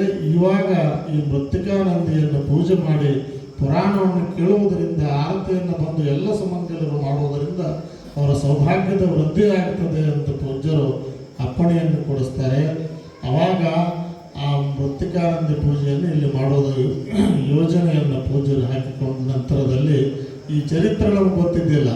ಆದರೆ ಆ ಚರಿತ್ರೆಯನ್ನು ಪೂಜ್ಯರಾಗಿರ್ತಕ್ಕಂಥ ಶಾಸ್ತ್ರೀಜಿಯವರು ಯಾಕೆ ಇದರ ಮಹತ್ವ ಐತಿ ಅನ್ನೋದನ್ನು ಇದು ಹಿಂದೆ ಹೇಳಿದಲ್ಲ ಈ ಚರಿತ್ರೆಯನ್ನು ನಮಗೆ ತಿಳಿಪಡಿಸಿದ್ರು.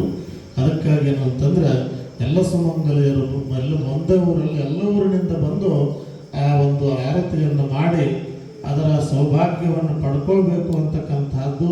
ಈ ಚರಿತ್ರೆ ಓದಿ ಮಾಡಬೇಕು ಅಂತಂದ್ರೆ ಅದು ಮಾಡಲಿಕ್ಕೆ ಆಗೋದಿಲ್ಲ. ಆದರೆ ನಮಗಿದು ಬಯಸಲಾರದೆ ಬಂದಿರತಕ್ಕಂಥ ಭಾಗ್ಯ ಅಂತಕ್ಕಂತಹದ್ದು.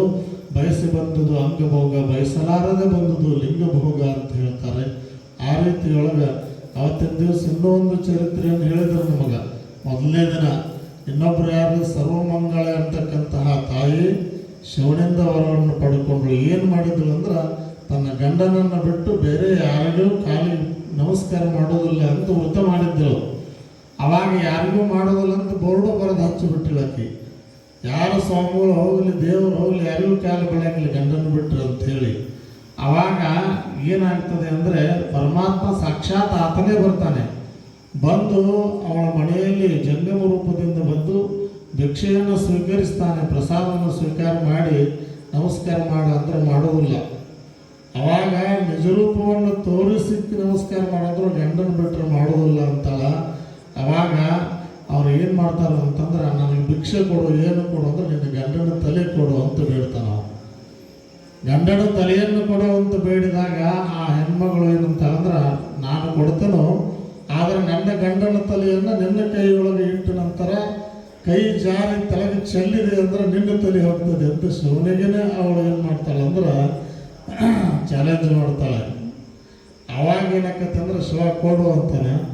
ಅವಾಗ ಒಂದು ಸಾರಿ ಆತನ ಕುತ್ತಿಗೆಯನ್ನು ಕಡಿದು ಶಿವನ ತಲೆಯೊಳಗೆ ಇಡ್ತಾಳೆ.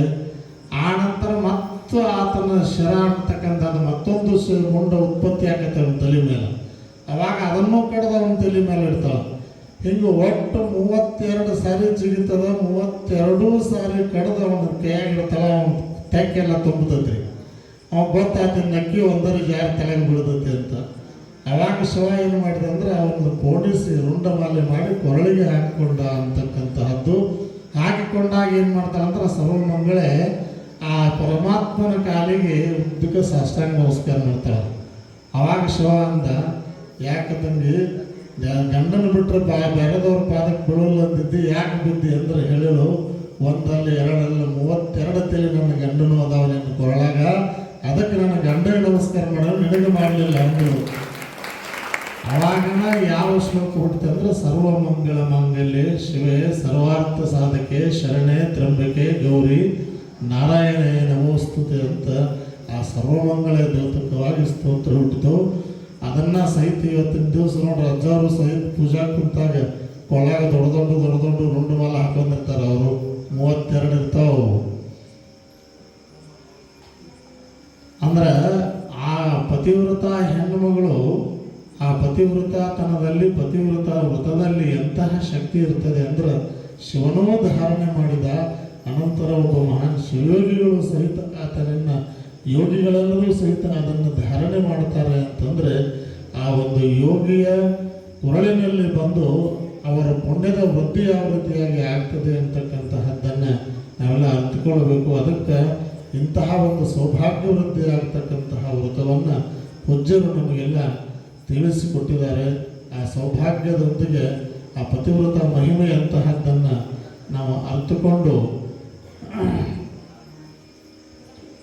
ಅದನ್ನು ಅರಿತುಕೊಂಡು ನಾವು ನಡೆದದ್ದಾದ್ರೆ ನಮ್ಮ ಜೀವನ ಅಂತಕ್ಕಂತಹದ್ದು ಪಾವನ ಆಗ್ತದೆ ಅಂತಕ್ಕಂತಹದ್ದನ್ನು ಹೇಳ್ತಾ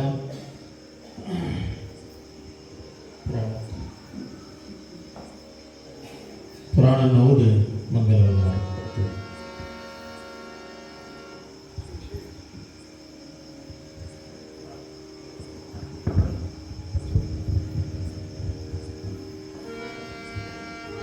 ಪೂಜ್ಯರ ಇಷ್ಟಲಿಂಗದ ಈ ಪುಣ್ಯ ಸಮಯದಲ್ಲಿ ಮಾಂತಶಿವಗಳವರ ಪುರಾಣವನ್ನು ಕೇಳೋದೇ ಒಂದು ಸೌಭಾಗ್ಯತಾ ಇದ್ದರೆ, ಇವತ್ತು ಅಜ್ಜವರು ಇರಲಿಲ್ಲ. ಶಿರಟ್ಟಿಯ ಫಕೀರೇಶ್ವರ ಮಠಕ್ಕೆ ಈ ಒಂದು ಪುರಾಣ ಮಂಗಲಕ್ಕೆ ಪೂಜ್ಯರನ್ನು ಆಮಂತ್ರಣ ಮಾಡಲಿಕ್ಕೆ ಹೋಗಿದ್ದರು. ಅವ್ರ ನಿಯಮ ಹೆಂಗಿದೆ ಅಂತಂದರೆ, ಒಂದು ನುಡಿಯಾದರೂ ಅಧಿಕ ಮಾಸದಲ್ಲಿ ಕೇಳಬೇಕು. ಅದಕ್ಕೆ ಅವಸರ ಮಾಡಿ ಬಂದಾಗ ಅವಸರ ಮಾಡಿ ಬಂದರೂ ಸಹಿತ ಆ ಪುರಾಣ ಮಂಗಲಾಗಿಲ್ಲ.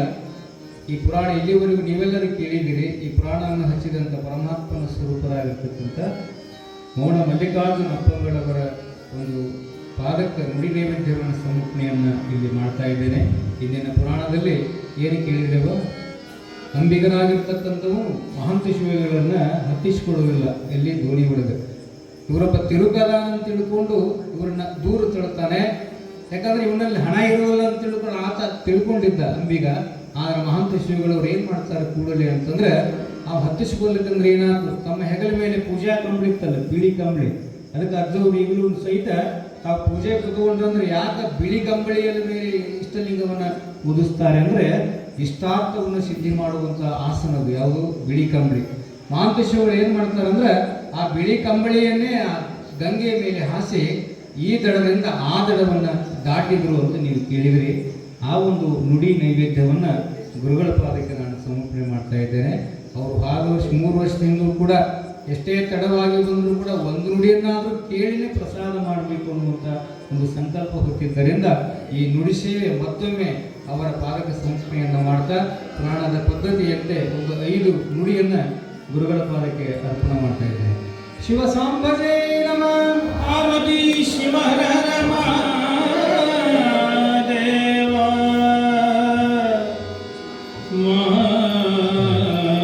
ಮಹಾದೇವ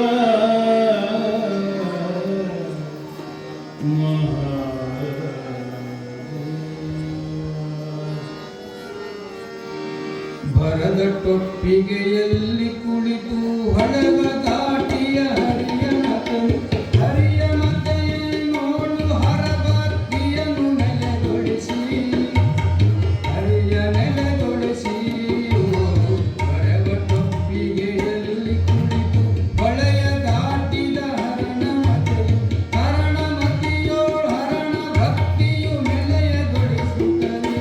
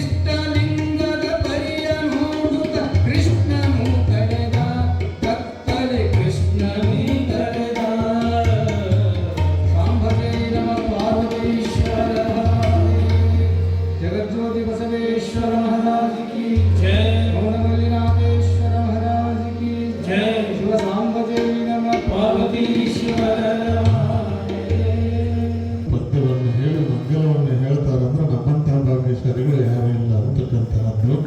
ಅದಕ್ಕೆ ಅಂತಂದ್ರೆ ಅವರು ಹೇಳ್ತಕ್ಕಂಥ ತನ್ನ ಗಮನ ಕೊಟ್ಟು ನಾವೆಲ್ಲ ಆಲಿಸಿದ್ರಿಂದ ಆಗೋಣ ಅಂತ ಹೇಳಿ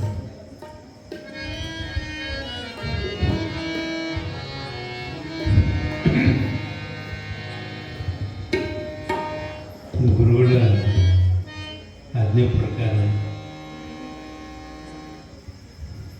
ಒಳ್ಳೆಯ ಗುಣದ ಕೆಲಸ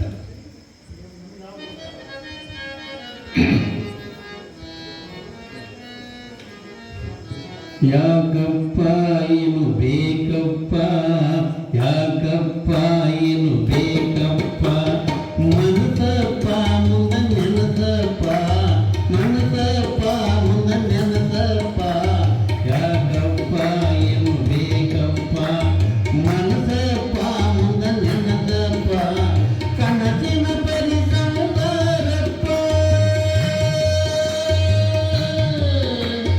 ಕನಸಿನ ಪರಿಸರಪ್ಪ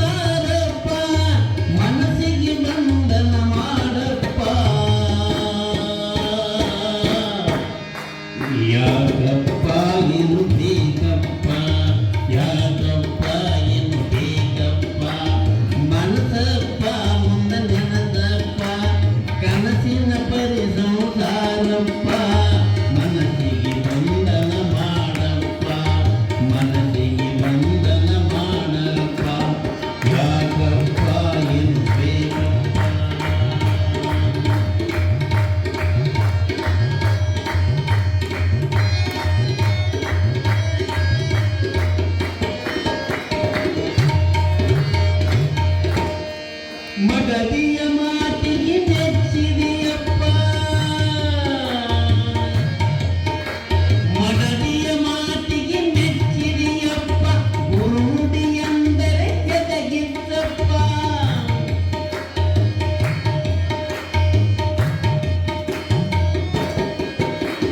ದ್ರವ್ಯ ಗಳಿಸಿದಿ ಬಾಳಪ್ಪ ನಿನ್ನ ಮಕ್ಕಳಿಗಾದವು ನಾನಪ್ಪ ದ್ರವ್ಯ ಗಳಿಸಿದಿ ಬಾಳಪ್ಪ ನಿನ್ನ ಮಕ್ಕಳಿಗಾದವು ನಾನಪ್ಪ ಪಕ್ಕನೆ ಬಿದ್ದು ನೀ ಓದ್ಯಪ್ಪ ಪಕ್ಕನೆ ಬಿದ್ದು ನೀ ಓದ್ಯಪ್ಪ ನಿನ್ನ ರೊಕ್ಕ ಮಕ್ಕಳು ಯಾರಪ್ಪ ಯಾಕಪ್ಪ ಯಪ್ಪ ಯಾಕಪ್ಪ ಏನು ಬೇಕಪ್ಪ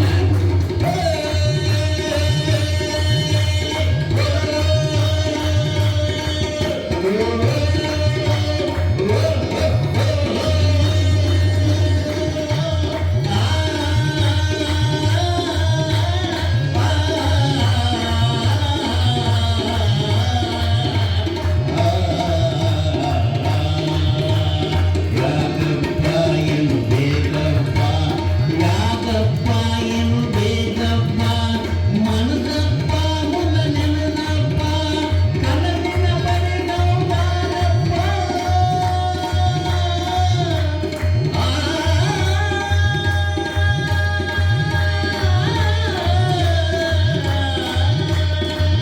ಕನಸಿನ ಬರಿದವನಪ್ಪ ಕನಸಿನ ಬರಿದವನಪ್ಪ ಮನದಿಗೆ ಬಂಧನ ಮಾಡಪ್ಪ ಮನದಿಗೆ ಬಂಧನ ಮಾಡಪ್ಪ ಯಾಕಪ್ಪ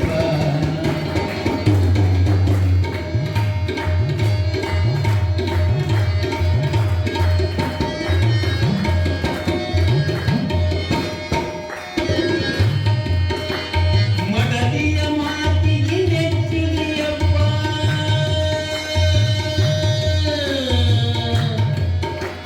ಮಡದಿಯ ಮಾತಿಗೆ ನೆಚ್ಚಿದೆಯಪ್ಪ ಗುರುಂಬಿ